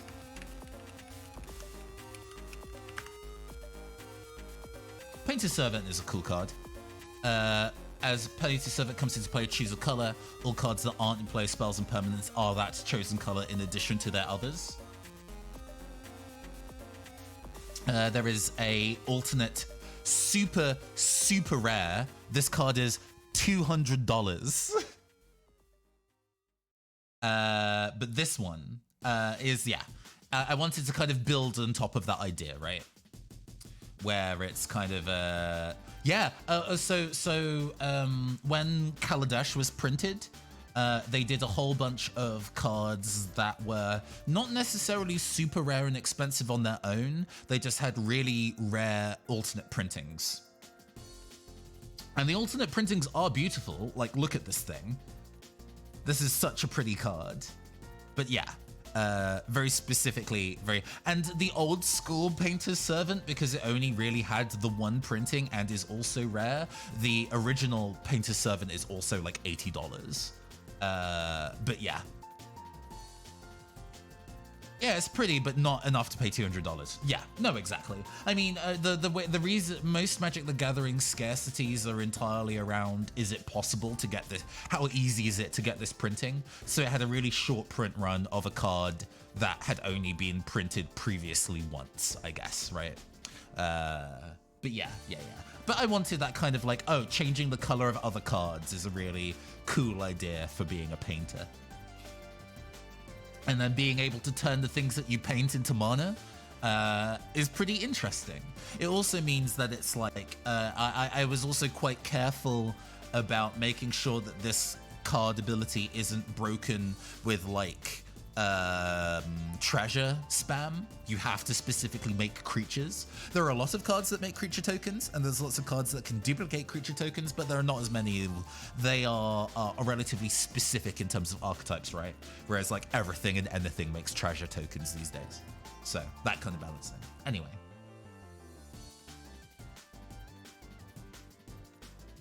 I guess the next step of it is thinking about its cost and its power toughness.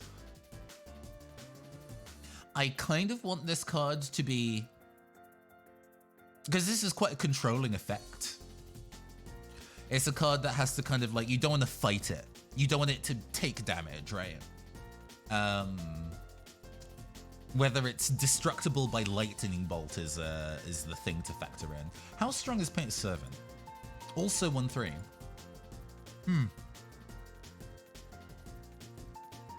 Like dies to lightning bolt is definitely like the benchmark of how strong a thing is.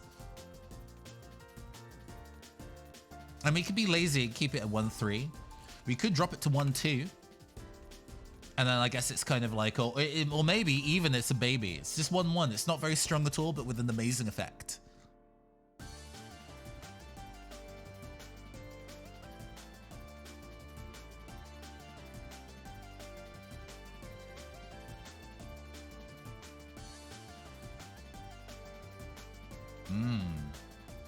And then we have to think about the cost of it.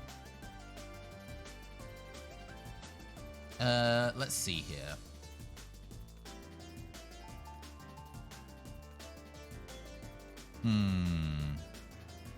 Two in a color, maybe, but it's already 2 in the blue. 2 in the blue is already pretty well set. I must admit, I enjoy doing interesting card designs, but I'm not very good at like measuring costs of like casting costs and like power toughness, that kind of thing. I'm so bad at balancing shit like that. Let's see.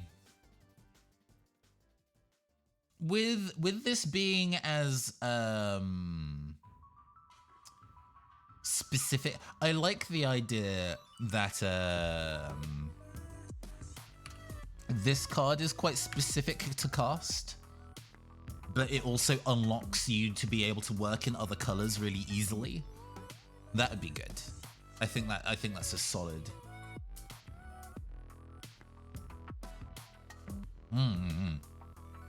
Okay, nice. We can just say that the credit is Velthic, which would be accurate because they both designed and painted this mini, so they are definitely the artist of this card. Cool. I think that's everything. Download this card. Being able to unpredictably splash other colors keeps people on their toes. For real. You're like, well, they can now make any color that they want, and in, well, a combination at a time, but that flexibility is pretty important. Nice. It would work really well with like Alara block cards, and work really well with what's the set that just went? There was a set that just went. Not Brothers War is the sequel to it.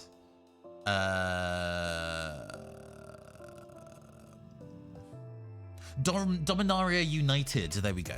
There's a whole bunch of cards from Dominaria United that care about the number of colors you have available to cast spells with, and Velthic would definitely be a boon in that kind of space. Cool. All right, moving on to the next one. Hey, Crying Cryptid, are you here? Because now it's time for your card.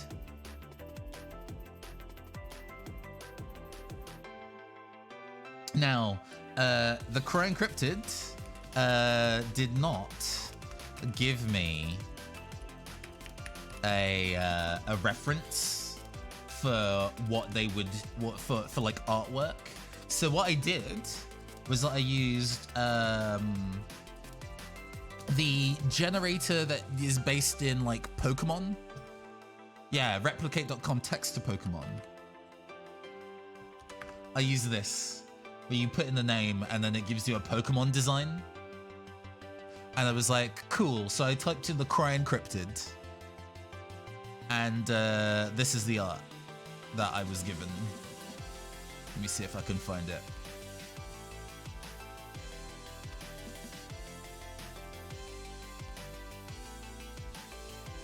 If art you can send me. Yeah. DM it to me on Twitter. DM it to me on Twitter. I'll change it out. But this is the Pokemon design that the AI generator did, which genuinely pretty cool. I quite like this design. Oh well, that's better than the one that made for me. Sick. We'll use this then.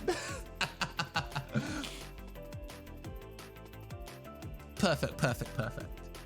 And the design space for this one was also really interesting because, like, actually looks like a legit mod. It's a pretty good generator. It does have some flaws. I also think I'd like Dilf Hero as number 3. Okay, we will make Dilf Hero. We will add Dilf Hero to the list. Especially as I forgot that there was the masculine symbol in between Dilf Hero. I did forget that. So the flavor text on your card is unfortunately inaccurate. I can only apologize. But yeah, okay, good. When I was like, okay, so I'm gonna go. I need to go and find out some of the bits and pieces that Crime Cryptid is into. I know they enjoy a little bit of cosplay stuff that's going on, but also I do know, thanks to their Twitter, that they're a bit of a K-pop stan. So I was like, okay, this is our kind of like most experimental. I don't have a lot of details in, so we're going to experiment as we go. And I was like, okay, so what do I enjoy? What do I know about the kind of like K-pop concert experience? Because you're not a K-pop performer, you're a fan. And one of the things that I really found cool about those kind of K-pop concerts is that you can buy the kind of like signature glow stick, and everybody who's like a real fan buys the glow stick and like waves them like in like the correct like pattern and rhythm to the song. And I'm like, okay, so what if the Crying Cryptid had the ability to give other creatures on the battlefield glow sticks? So what we currently have is when the Crying Cryptid enters the battlefield, I guess it's one card name.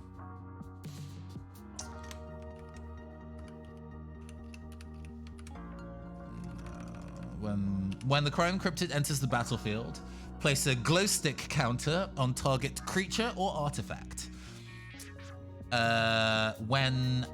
Usually when it's the second time a name is called, you can condense it. When Cryptid taps or untaps, all creatures and artifacts with glow stick counters also tap or untap.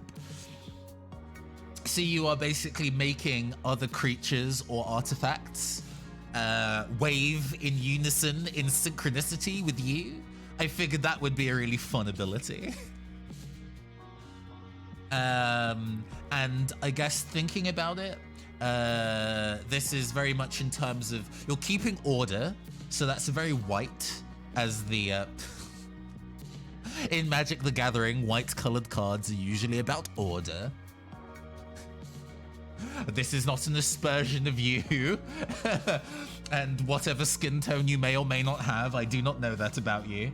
But also the passion, the burning desire to cheer and scream, and also connection to music and performance is very red.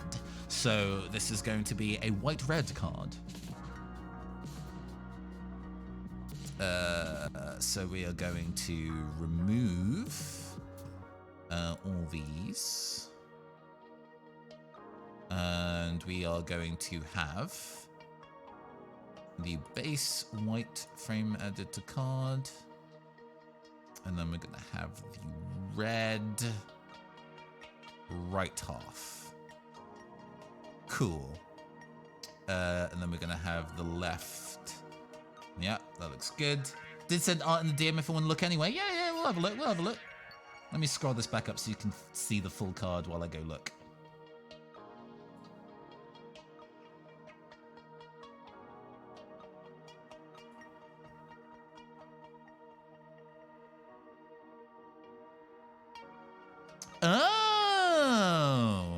Oh, but that's cool too, though. But that's cool too. If you give me a sec, if you give me a bit, I can switch out the artwork. Let me save that. Oh right, yeah, it does that as a thing. That's right.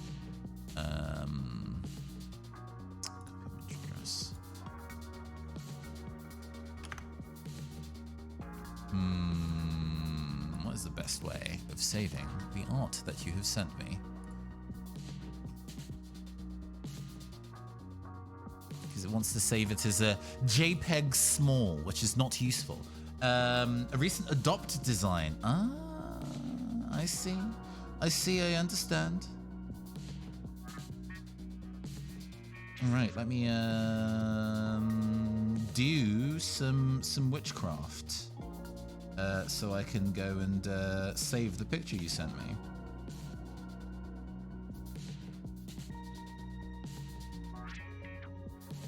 I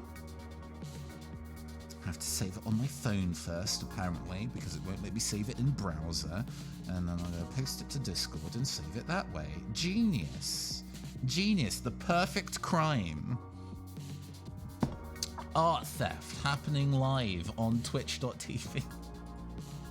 I have adopted your adoptable. What will you do now? The long way around to save art. Yes. Oh my gosh. So you might see me. Actually, I'll retweet the tweet because it's been a little while. So we'll let people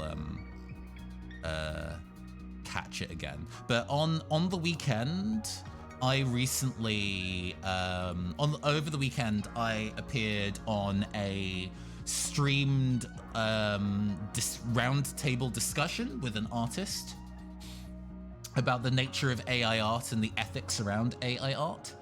And that was really interesting. That was a really interesting conversation. But it was the kind of like having to talk about the idea that AI art as it exists isn't just about... Oh, yeah. No, it hasn't aired yet. It airs, I think...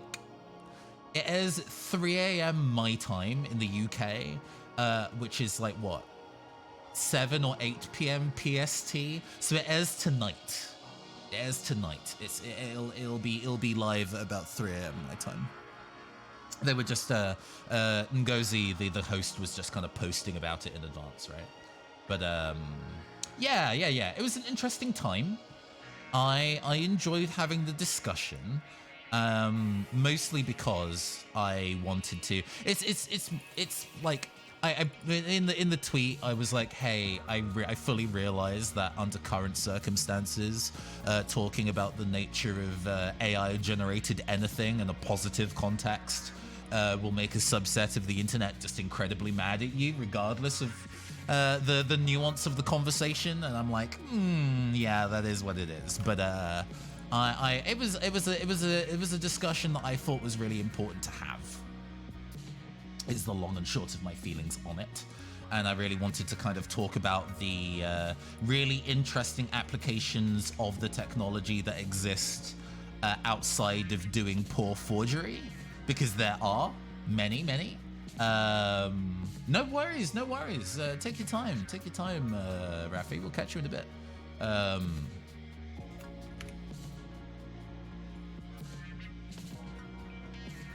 So yeah, I wanted to kind of like talk through that. So it's gonna be very interesting.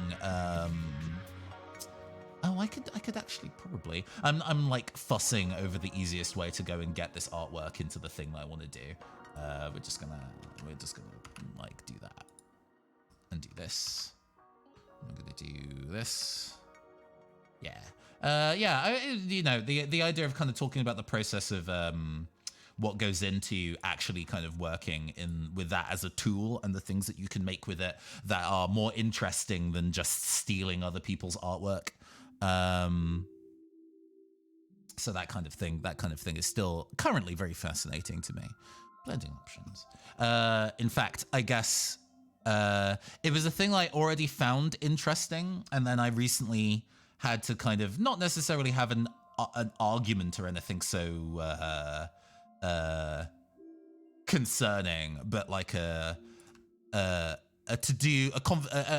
conversation with somebody recently about it, and it was like, what's happening here resolves in a, oh, I see, I have to, oh my god,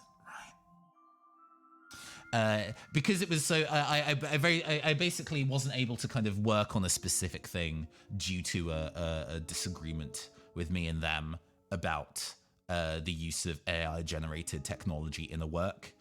And I understood the decision, and there was no necessarily ill will about it, but just in having that conversation, it was very much like, oh man, this is making me have a period of time where I'm just going to sit and think about the technology and how I'm using it and how other people are using it and what I want out of it and what I want the long-term effects of the discussion of that technology to be.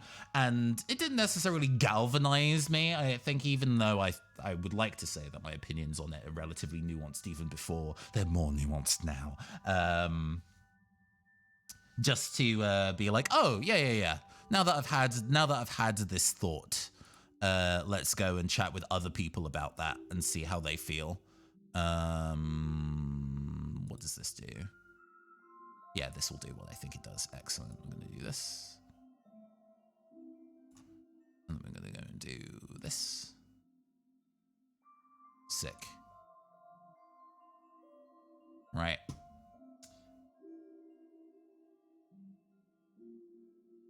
Oh, it was already more or less in the middle of the screen, but we'll go and wiggle this to the side a little bit. There we go. Okay. Thank you for being patient while I rambled while doing a separate thing simultaneously. But having the up-to-date artwork is always good.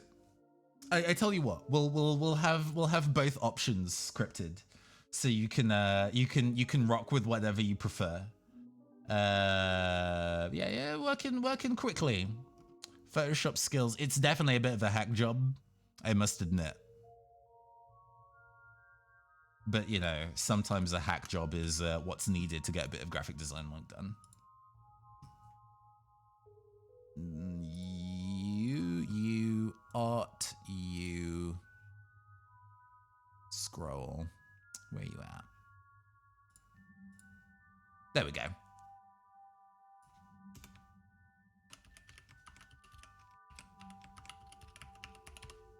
Nice. I think that looks good, actually, and it's an interesting color contrast to the red and white background as well, actually.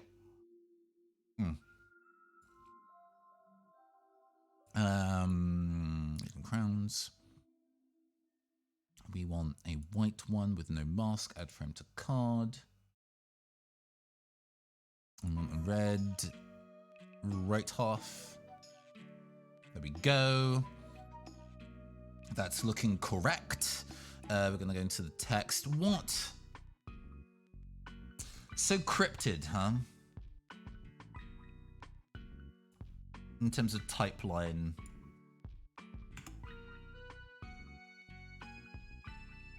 Because nightmare isn't a creature type. Horror is a creature type.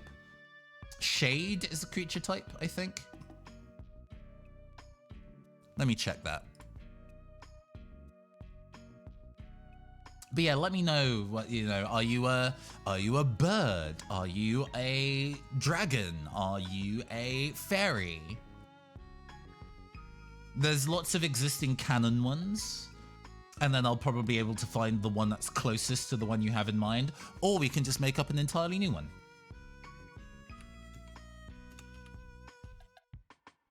Yeah, shade is one of them.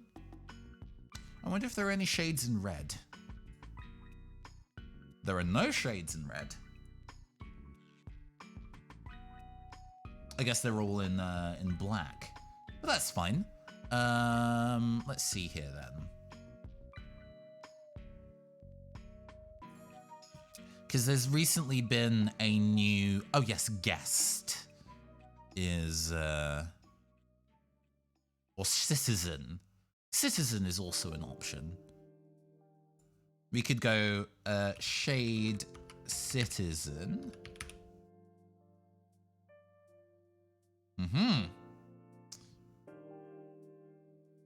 Let's get the infinity symbol as well in there, I think. UNF, cool.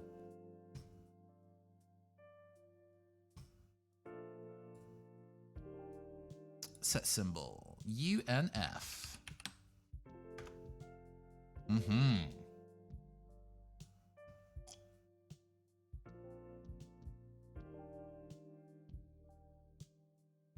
Yeah, no, fits. I think it fits, it works.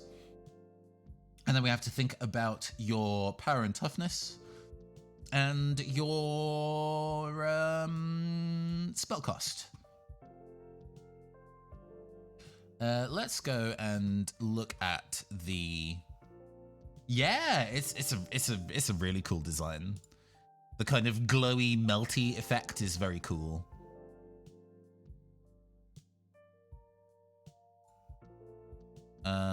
So we want. Let's see.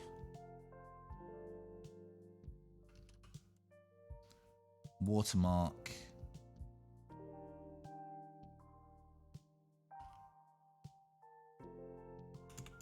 Okay.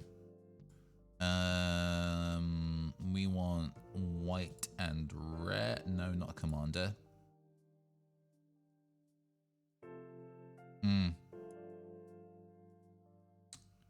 Exactly these colors, white and red. Okay. Search for these options. What are we getting? What are we getting? I was just doing a 10 character set. Price adopted caught my eye immediately. I was like, you don't need another character design. Hey, Rafi recently for a tabletop RPG campaign that they've been running, adopted like so many as the individual NPCs for it.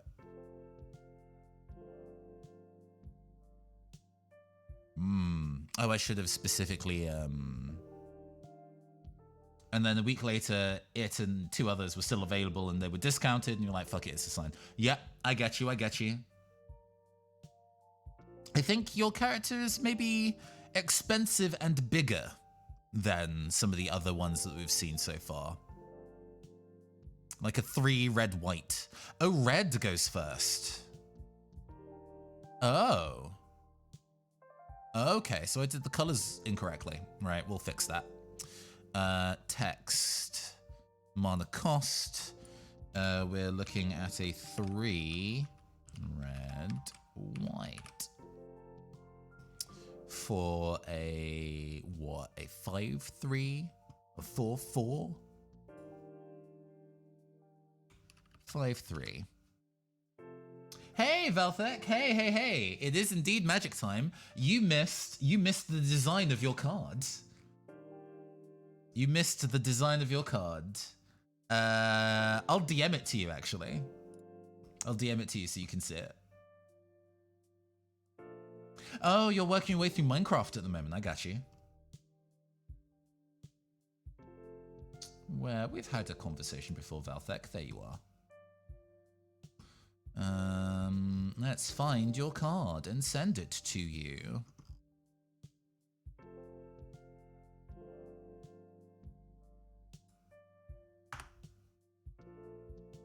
I just messaged you on Discord, Valthek, with the cards that we designed.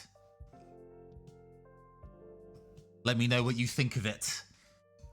It has already been locked in, so we cannot change it. But yeah, no, I think Cryo Encrypted's card is done. A powerful commander, red-white. We need to change the frame coloring around, that's right. So I need to remove basically all of these. And do it again. We have a red no mask framed card. Then we have the white at the right half to card. Then we're going to go for the regular frames. You need the red base, the red power toughness, and the white right half. Okay. And then we need to go and move all of these to the top.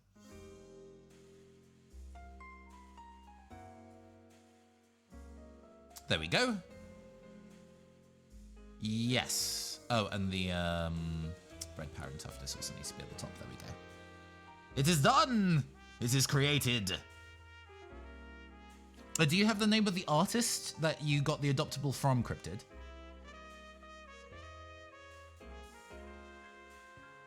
Because I'll put that in. Since... Yeah, take it down. So we can correctly attribute the artist.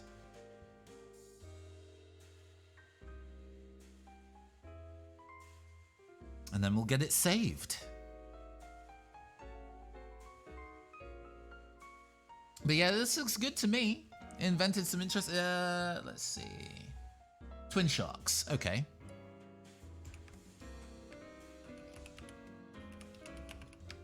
Right, Twin Sharks _ Nice. All right, let's save it.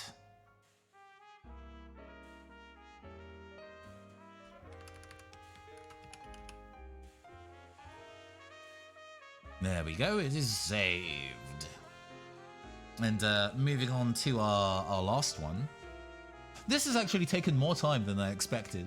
I've been having fun working on this. These have been good to work on. All right. Text. We have the one and only Dilf Hero as our last card. I'm sure I can find some Cabalian card art.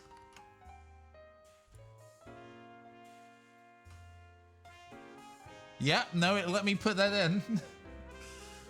It let me put that in when Dilf Hero enters the battlefield. Good God. Alright. So we're looking at Cabalian Pokemon card art. Images.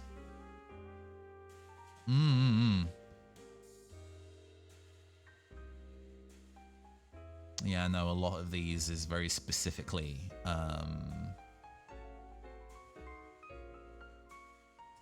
this might be useful. This magic templating is still this card instead of the full name for brevity. True. You just got an ad for classes at the college you teach at. Oh my gosh. It knows. It understands. Now you know where your school's budget is going, I guess. It's being spent on it's usually so usually in terms of magic templating they will give the full name the first time and then have a truncated name or this card for subsequent, and that makes sense to me. I think that's pretty reasonable. Let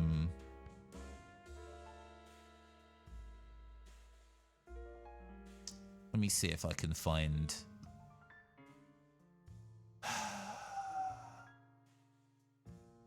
TCG card database.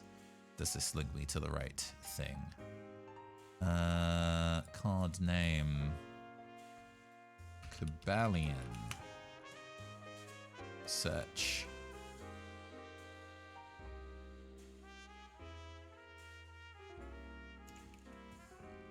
There we go. Hey, welcome back. We are moving on. We are moving on to the era of Dilf Hero. For good or for ill. Audible and NHS. Well. The NHS is dropping ads now? Alright. I need to find Cabalian EX art. Let's see if I can find a full. Oh yeah, that's a good scan of it. Copy image address. Does this work? It works and it's the right size. Sick. Please don't privatize us further. We want to help. I'm excited to see how this will balance Cabellion's interesting attributes and the legend of Dilfiro. Yeah. We'll work it through. I'll have to talk it through a little bit, but I think we can get it there. Art via URL.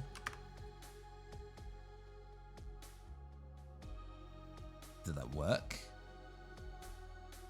It does not appear to be working. I will have to save the picture then. That is fine.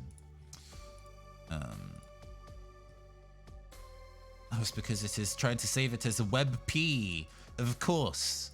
Of course. I have been laid low by the internet once more. Hold on. I know the way around this now. Easy GIF converter from WebP into PNG comes to the rescue.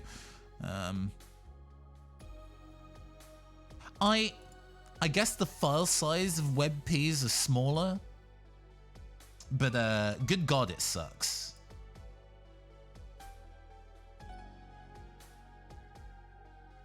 Like, if there was genuinely any way that I could get like Chrome as a browser to specifically ignore that and try and save it as a JPEG or PNG intentionally, would be absolutely fantastic.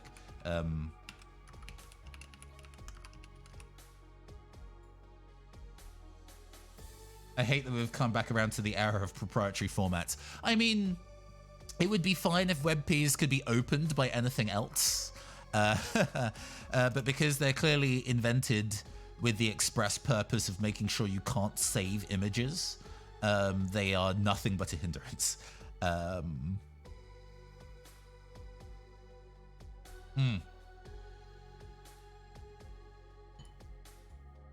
there's still like 200. Yeah. And we need to go and set this to set to the left sum. So like what, 60? Oh, almost. Yeah. And then in terms of height, we want maybe 300 or 30. Oh, 30 is good. So lower is better. Okay. Sick, we did it.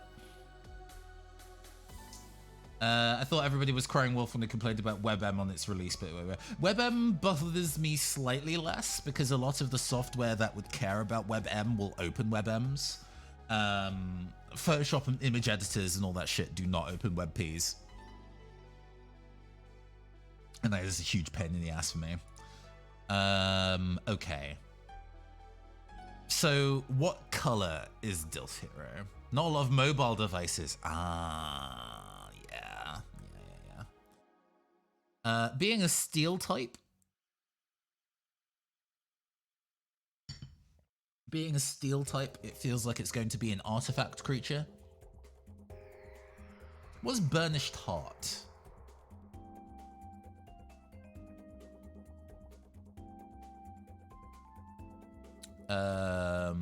Let me check what Burnished Heart is designed as, because I think we can work from there.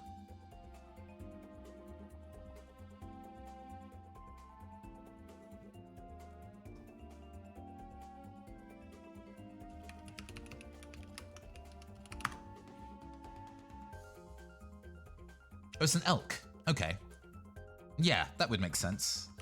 Oh, this is actually super accurate to kind of what sits in my head.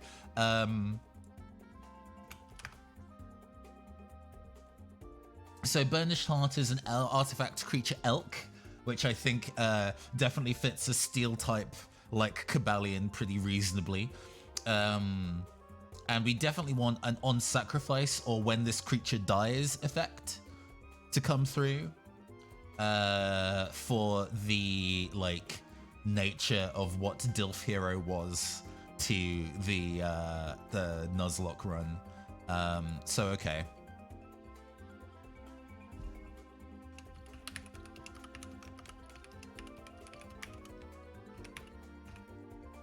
Technically, yeah. I mean, it gets less scandalous every time I say it, I guess, which helps. Um, technically, Cobalion is a legendary Pokemon, so I guess we can actually have legendary artifact creature elk, and it would still make sense. Now, in terms of this rules text, huh? We definitely want when card name dies. What happens when card name dies? So we basically used Cobalion as a sacrificial pawn, as the ability to go and heal one of our damaged Pokemon safely. And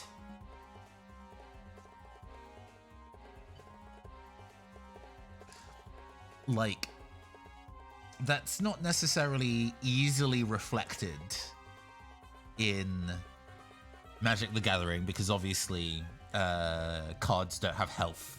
They have toughness, and it's a binary state of really whether they are damaged or undamaged. They don't have persisting. Tap, sacrifice, give other creatures indestructible. That is a reasonable option. Yes. Yeah. I was like, oh, maybe it's bringing a card back from the graveyard, but making an activated ability. I mean,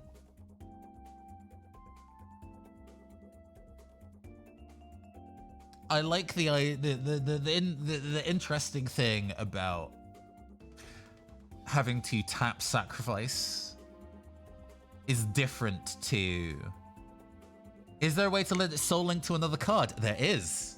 There is actually. Okay. I'll resolve that in a second. I think that's what its other ability will be. So tap to sacrifice is one way that we can handle this, but I like the idea that it's an on-death effect. So you could do things like attack with it, and then the opponent has a way to kill it, but they choose not to, specifically because if they do so, it'll trigger the ability of it it will trigger its on-death ability. That is so when card name dies, other creatures you control gain indestructible until the end phase. Is that capped? Until the end of your next turn. So it's not indestructible until end of turn, because that's actually kind of less useless. That's less useful in a combat scenario. This is until your turn rolls around again, the rest of your team is indestructible. When card name dies, return any number of creatures from your graveyard to the battlefield. Total cost 1 equals X. My X is this card name's power. That's also a really fun idea. It's also a really fun idea. I guess I don't think Dilfero had Swords Dance. Did Dilfero have Swords Dance? But there is Soul Bond as a card effect. So let me go pull up an example of Soul Bond for Rafi.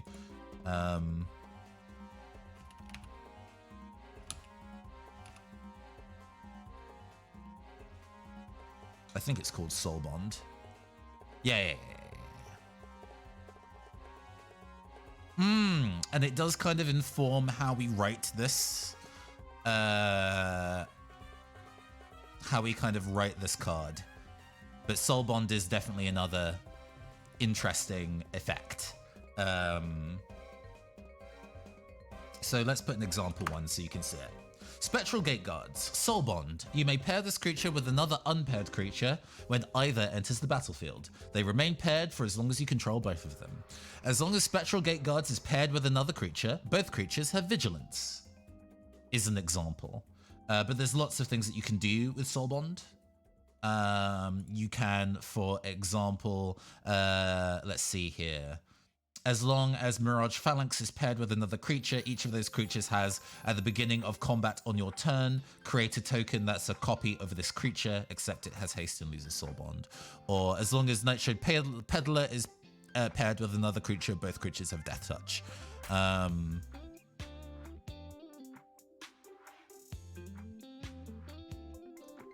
Oh, sure. Soul linking might be more of a limiting factor, making Dilf Hero a high number card that will die if its Soul Bond breaks.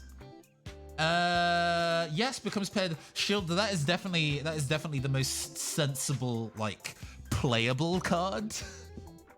Because I was thinking about shield counters initially. They're one of the new things that have been introduced in Streets of New Capenna. Let me go find an example of that. For yeah. Let's go find.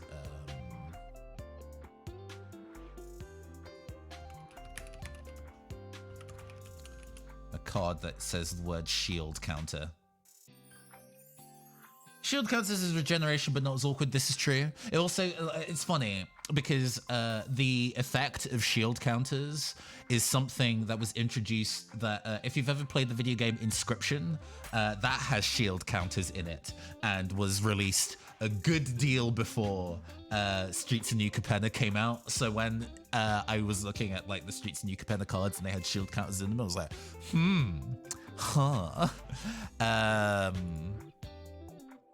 so there is a card, for example, called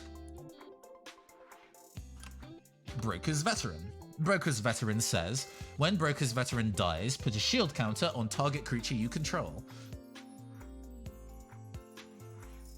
Oh. Yeah, it was very good. Please go play Inscription if you have the time. Please go play Inscription if you have the time. That would be doable?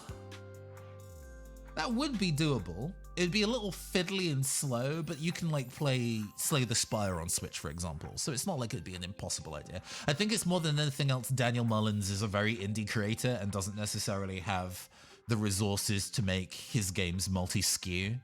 But it'd be neat. Message him on Twitter about it. He's a very nice guy. But the shield counter on target creature you control.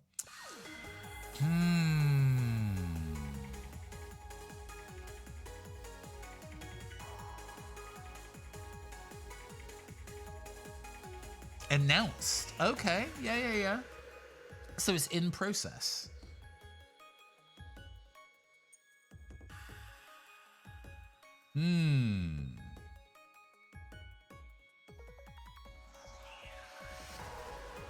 Not available for Mac yet. I see. Paired with another creature, both vigilance, gain a shield counter, gain. Because Soulbound is an interesting ability, and would definitely fit within the nature of.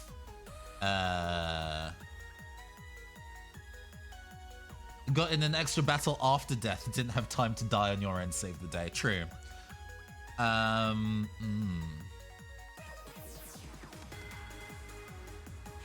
Thinking about it. Okay, so let's explore the idea of doing Soul Bond.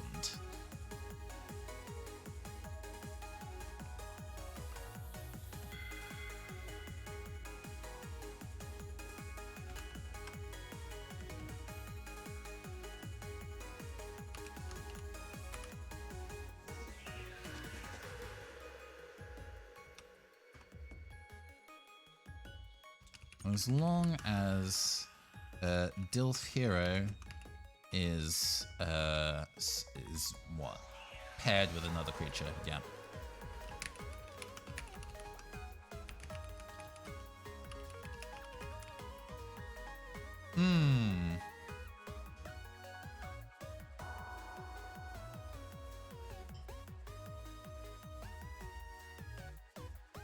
Giving them two separate abilities is an interesting thing.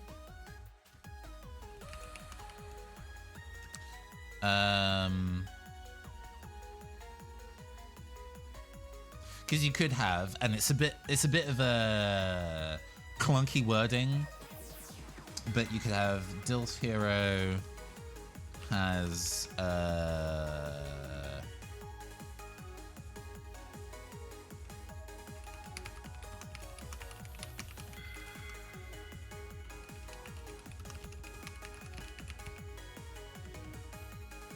Dilthera has vigilance and the other creature has lifelink. Not necessarily these abilities specifically,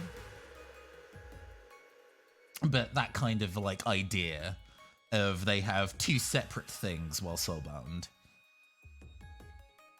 I guess if we want to, the extra battle after death would suggest something along the lines of maybe double strike. It attacks twice. Which is very good. That would be very, very good.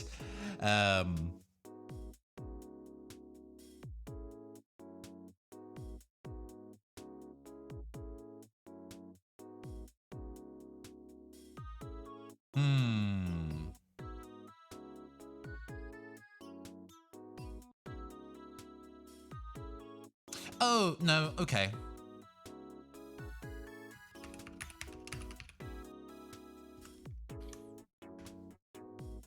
When Dilf Hero dies, no, not in caps, dies, deal 3 damage to target creature.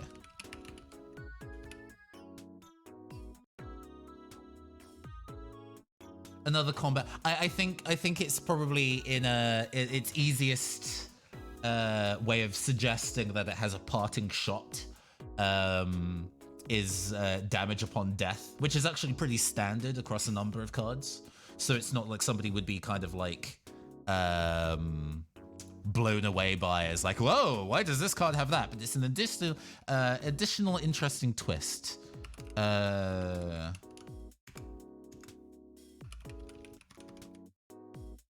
Both creatures have vigilance. Do we want vigilance?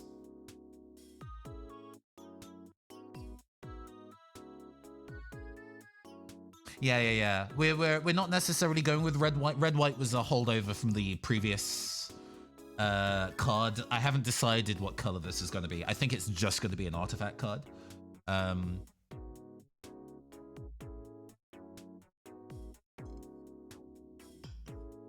Although it is steel fighting, right? And it's kind of like, okay, so what would fighting fold into as a Magic the Gathering color? Which could be red. It could also be green. It could also be white. You know, Cabalion is a Pokemon that is all about justice, right? So that I think that tracks. I like that idea. We'll do that. Let's go and remove these bits and pieces. Boros does work for justice, but we already have a red-white card, so I think I want to vary them up a little bit. We're gonna get the No Masked Artifact. No, this is the artifact card. Card. Cool. Then we are going to get the red pin line.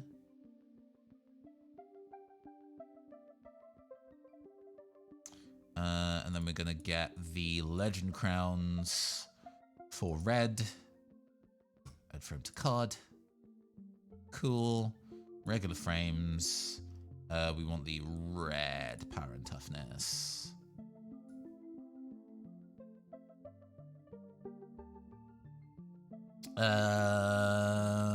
Oh, it changed the art scaling. Poo. All right, we'll fix that. That's not a problem. I don't remember what scale I had to set it to, but we'll get it there. What other bits and pieces do I need to do to get this looking correct? We need to get the text. Oh, I just made these all red. Not...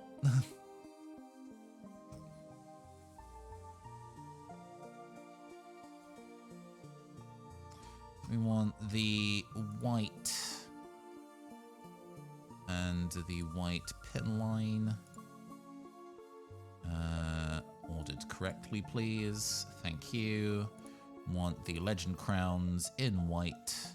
Add frame to card. There we go. That looks correct to me now. We're going to go to text with the mana cost, and it is a... God, I think it's a 1 triple white.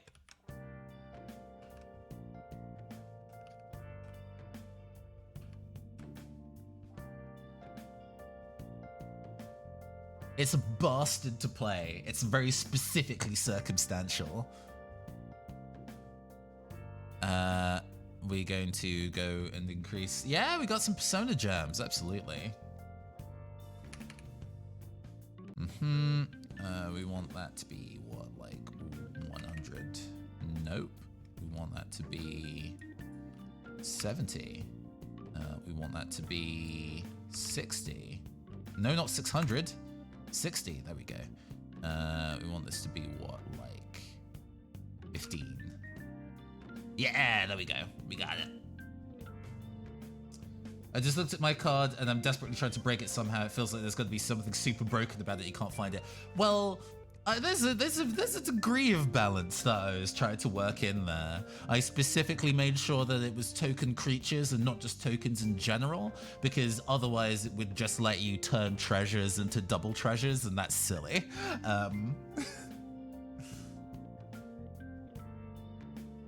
Only played P5, really want to try out 3 and 4. 4 is pretty good. I would definitely recommend playing Persona 4 the Golden. It is my favorite Persona game.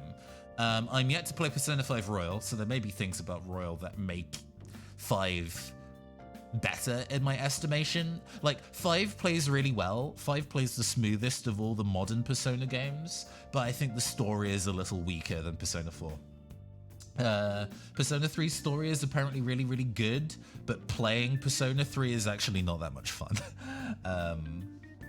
Yeah. I played base Persona 5 when it came out, you know, because I was one of the people who was waiting like 10 years for that game to come out, so I definitely devoured it on release day. And even though I have a copy of Persona 5 Royal, just not gotten around to it yet. It's a 90-hour video game, right? So setting aside the time to go and play a 90-hour video game is definitely a whole thing in itself. Okay, this all makes sense to me. I like all of this. I guess it's kind of deciding what the set symbol is. Eldraine. That makes sense. Set symbol.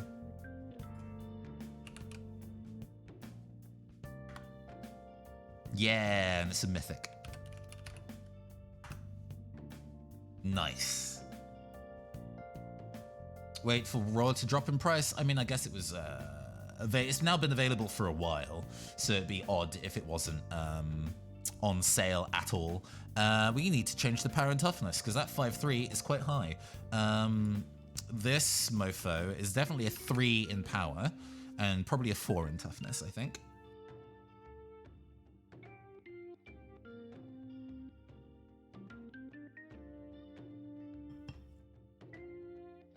Nice.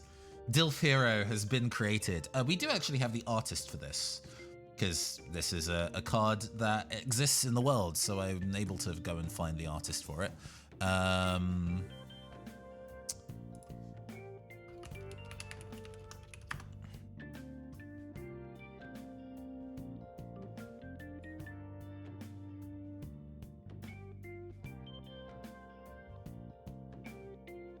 Give me a second to retrieve the name.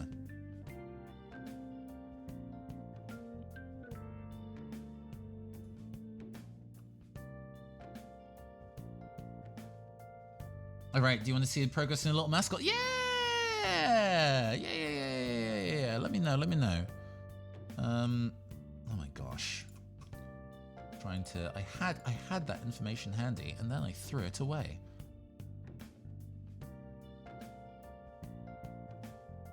Well, not literally threw it away. I just kind of closed the tab that had the info, and now I can't find it anymore.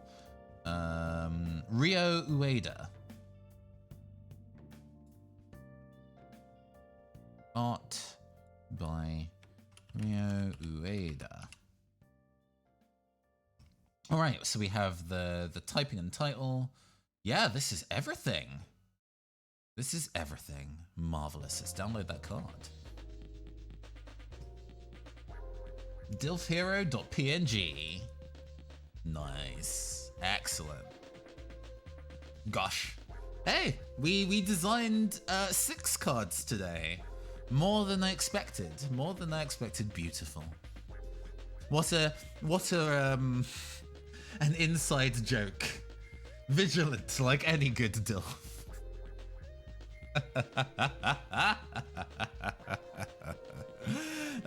Nice.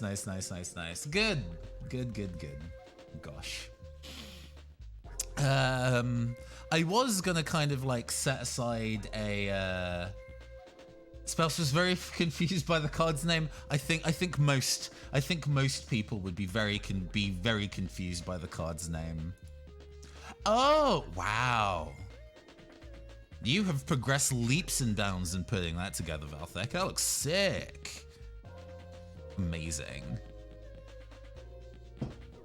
I'm so glad that working on that has been both a fun project for you and has been going so well. It looks very, very cool. Let me open original and go put that in. Oh, cool. Well.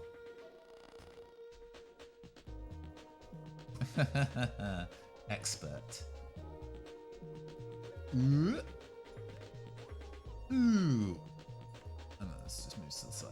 Yeah, that looks good. That looks super cool. That looks super cool. I've been working on some stuff recently as well. Because I was like, shit, I enjoy painting, but I'm failing to find the energy to actually paint anything. The idea of trying to do really detailed work to the standard of the people that I follow on Instagram or whatever just makes me nauseous and not want to paint at all. So I was like, you know what? Everybody is kind of talking about the what's comedically called the slap chop method, but it's been called a handful of different things. It's basically the process of underpainting a miniature by spray painting it initially black and then dry brushing gray and white on top of it, so you already have really established values. Grisaille with attitude, yes. And then using glazing or contrast paints to just fill in the space, and you finish minis really quickly that way. And so I was like, you know what? Let's just do that. Let's just finish a miniature that way. So I can just say that I have finished a miniature and can remember why I enjoy doing these things at all. And so a miniature that I kit bashed, excuse me, some months ago, I never really got around to painting. I recently finished painting using the Grisaille / slap chop method. Came out quite nicely. I actually really like this mini.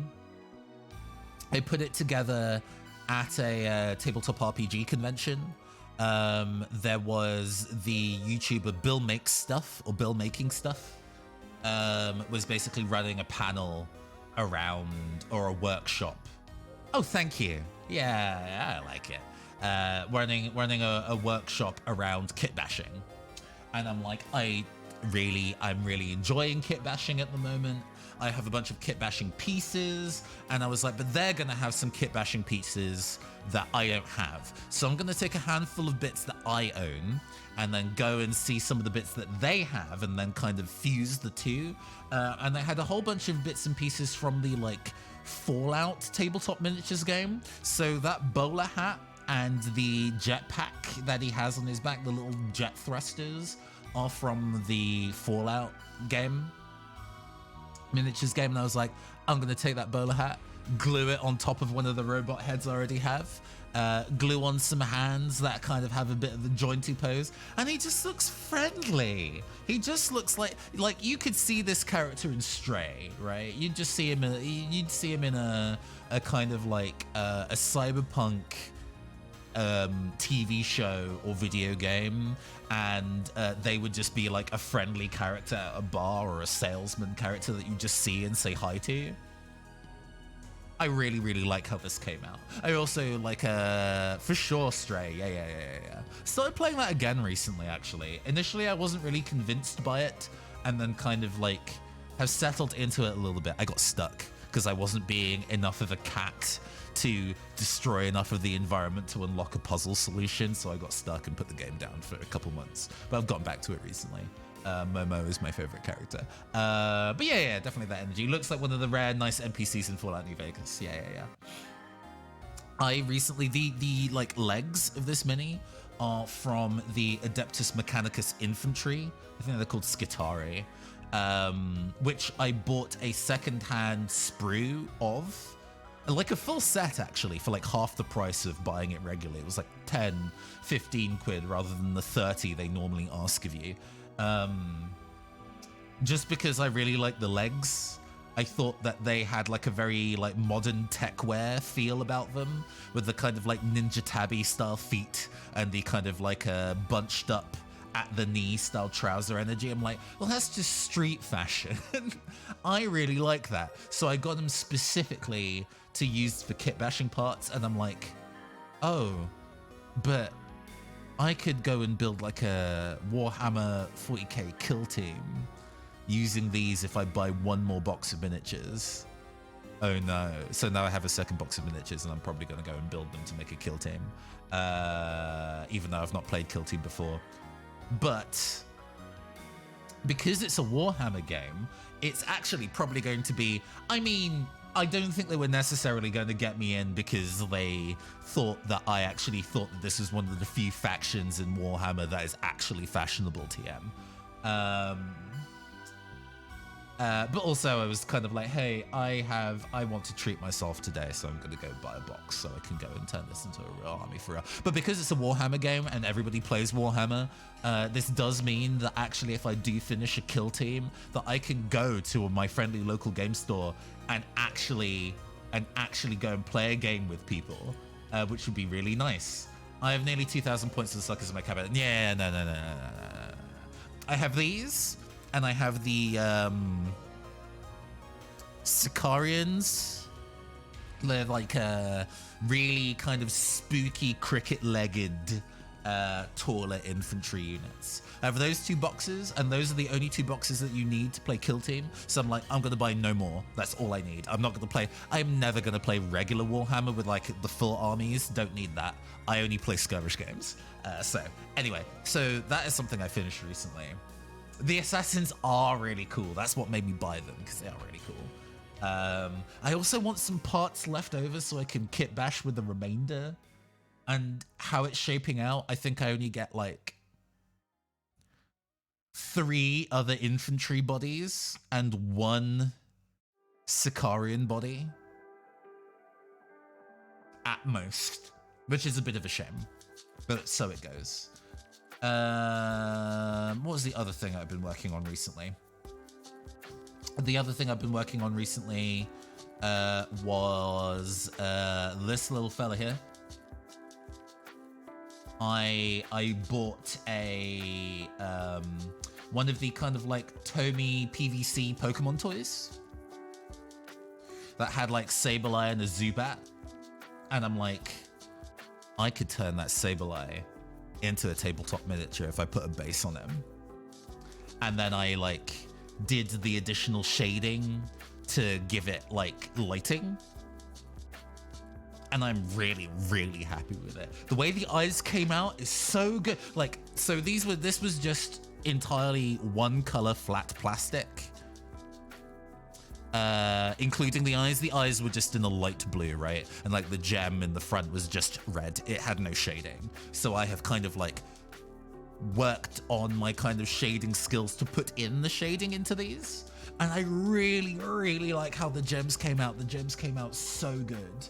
I also have a shot of the back as well. Hang on.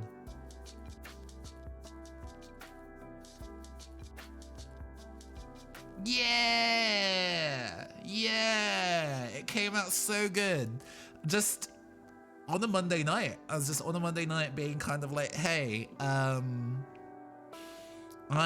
riding high from finishing that grisaille piece, because that slapchop grisaille one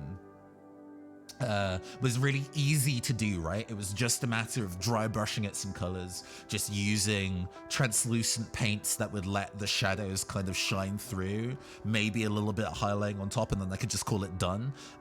This, you know, I got the full kind of wet palette out, was kind of crafting some very specific shades of purple, adding more fluorescent pink to it as it got lighter and things like that, using effect paints, really worrying about the thickness and doing careful layering, like actual work. And I don't think I could really, I think if I hadn't done the easy work before, I wouldn't have been able to work up the energy to do this, but finishing that one easier piece gave me the confidence to specifically sit down and feel I could finish this. Since taking this photograph, I've like based it a little nicer so that edge rim is all like in black and there's a nice like white trim around the top and stuff like that. But yeah, I was really happy that I managed to finish this, and I can technically use it in a game, which is really funny to me. I love the idea of like, oh, you know, bringing out some Warhammers. It's like, oh, I've heard of Warhammer. Okay. Oh, I'm gonna bring out some Marvel Crisis Protocol miniatures. It's like, yeah, I've heard of that game. I've never seen it played before, but I know it exists. And I go bring out a fucking Sableye and a tiny little base, and they look at me like, what the fuck is that? Slap their little friend down as a high value target for infinity. Yeah. What I really want to play is there's a game called, I mean, I would definitely use it in Stargrave. That'd be really, really cool as like an alien character. That'd be a lot of fun. I also really want to play a game called Brutality, which is designed to essentially be like the Mugen of miniature tabletop games. Mugen, if you don't know, is like a fighting game engine that lets you import fighting game characters from anywhere, including custom made ones, and they just fight.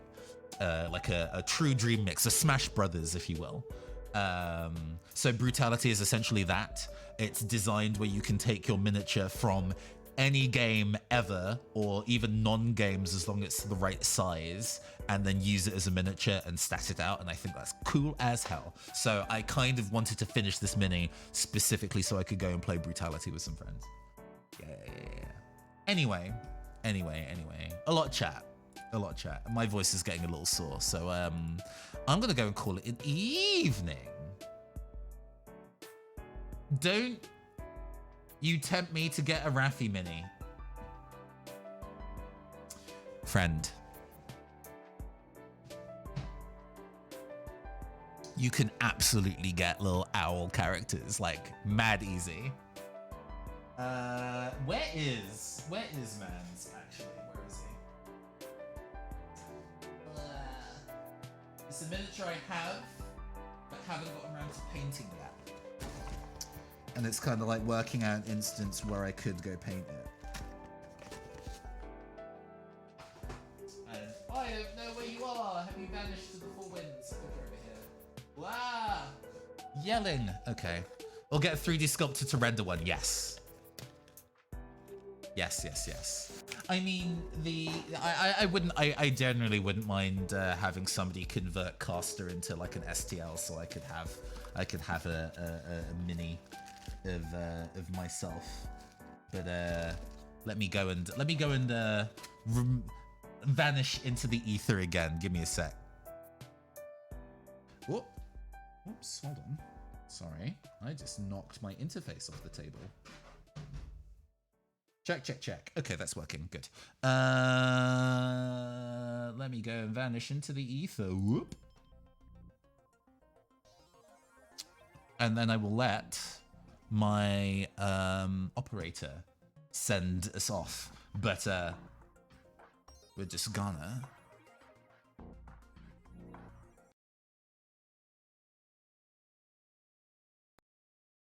So, in terms of like a little owl miniature, I have a little owl miniature. A little sword. It's really cute. It's so cute. There was a company called like Tabletop Extra that do on request 3D prints. and I bought like a box of their test prints so you can be like, this is the quality of the stuff that I print, so you can see it's made really nicely. And I'm like, yeah, I'll take the little owl. I'll take the little owl. Little owl's cute.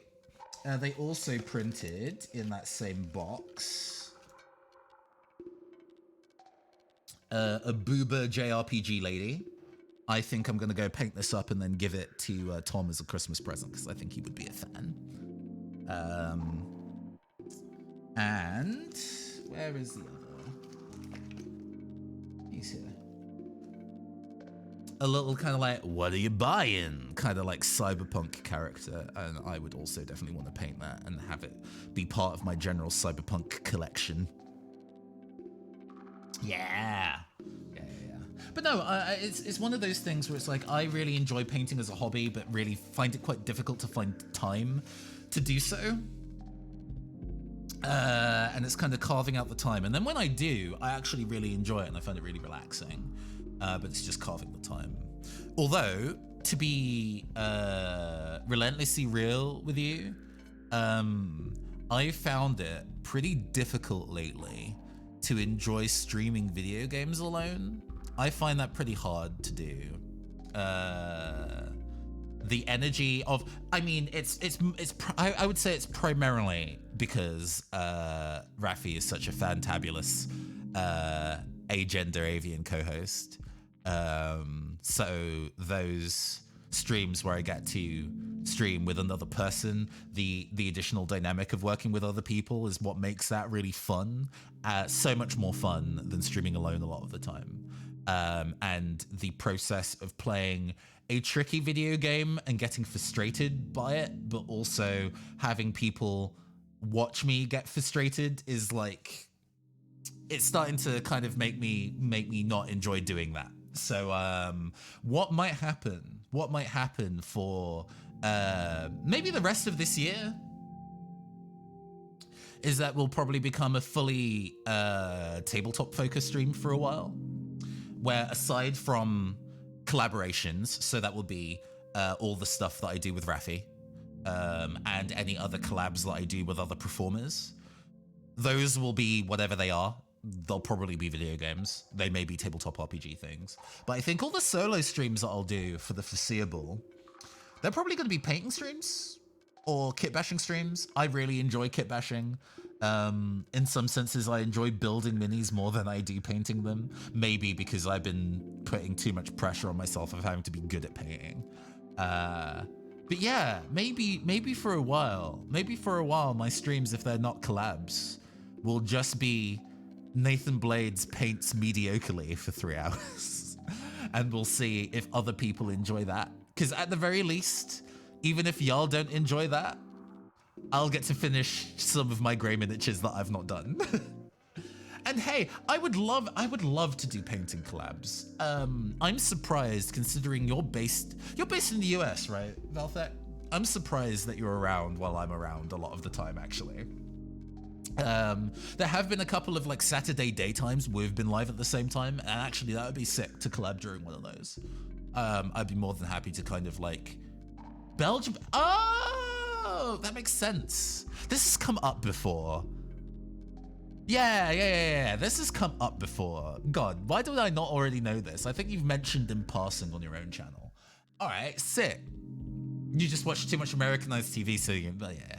Well, Ruben, friend of the show, also has quite an Americanized accent, even though they're Dutch. So I get it. I understand. I always have fun with the painting modeling streams. Turns into co-workers who work on their own project. And that's cool. I love that. I love when, because during lockdown, one of the things I did regularly with my partner as kind of like a,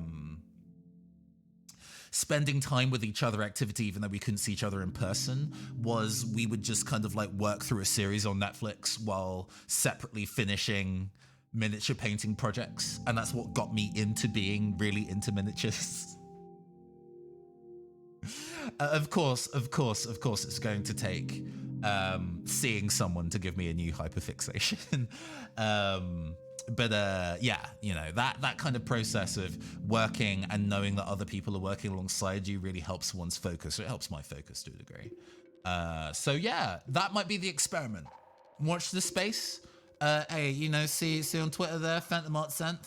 Go for if you don't already follow me there. I think everybody in chat already does, but hey, if you're watching this in the future, go follow me there. I'll be talking about upcoming streams and talking about the things I have to paint. I might do some polls actually of the next couple of things that I might be painting, because we finished.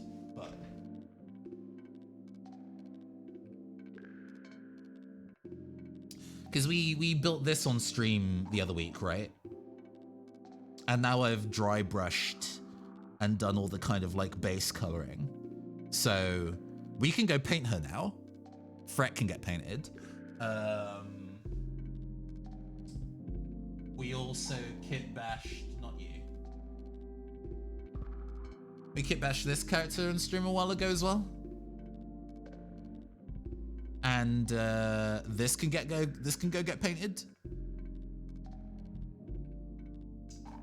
As I say, started putting together one of the Sicarians, and even though it's a kit, I had to go and do some kit bashing to make it different. Called them Fret. Yeah. You know, they've got to have a cool one-word thematic name for them to be a cyberpunk character, you know. But yeah. There's a handful of characters and stuff that I've got. I've got a whole bunch that have been spray painted out of line of sight in just black, and I need to kind of like do the Zenithal dry brushing and everything. There's a bunch of Malifaux special edition miniatures that are so delicate and so pretty and limited edition, so they weren't necessarily cheap. So I have been terrified to paint those fuckers for like 9 months. They were glued together for ages, and that was a nightmare in itself. They were not easy to put together. They were really difficult to put together. And I was like, I don't know if I have the confidence to paint these well yet. So I just didn't for a very long time. And maybe in the process of doing regular painting streams, I can get to the point where I'm like, yeah, no, we feel ready. We feel ready to go and actually paint them. That would be really cool. That'd be really cool. Might also work on my setup for hand cam streams, because currently what I'm doing is I have like my old webcam. This is my good new webcam that you all helped me buy. Thank you very much for your generosity. So I use my old webcam for doing hand cam because it's one with an adjustable focus and it's good for that. But I wonder if I need to like get some like proper rigging, something that I can kind of like attach and have like an armature over the table properly so you can see. As I keep telling people, there's nothing you can do to paint a miniature that cannot be fixed with more paint 99% of the time. No, I get what you mean. If you do it poorly, you can always go back to it with more skills and find a new way to improve it. This is true. Gonna head off, but excited for Casa Paint IRL error. Yeah. I mean, the stream is ending anyway. Hey. Hold on the line while we go raid somebody, and you can say hi to the next person and then fuck off for the rest of your evening. That's perfectly fine. Let's go find out who we're raiding, because I was preparing to raid people for like the last 12 minutes and have just started chatting instead. I apologize. Who are we passing over to? Oh my god, Janice Nemo is playing I the Somnium Files, one of my favorite video games ever, and I haven't said hi to Janus in ages, so he could do with some love. Okay, marvelous.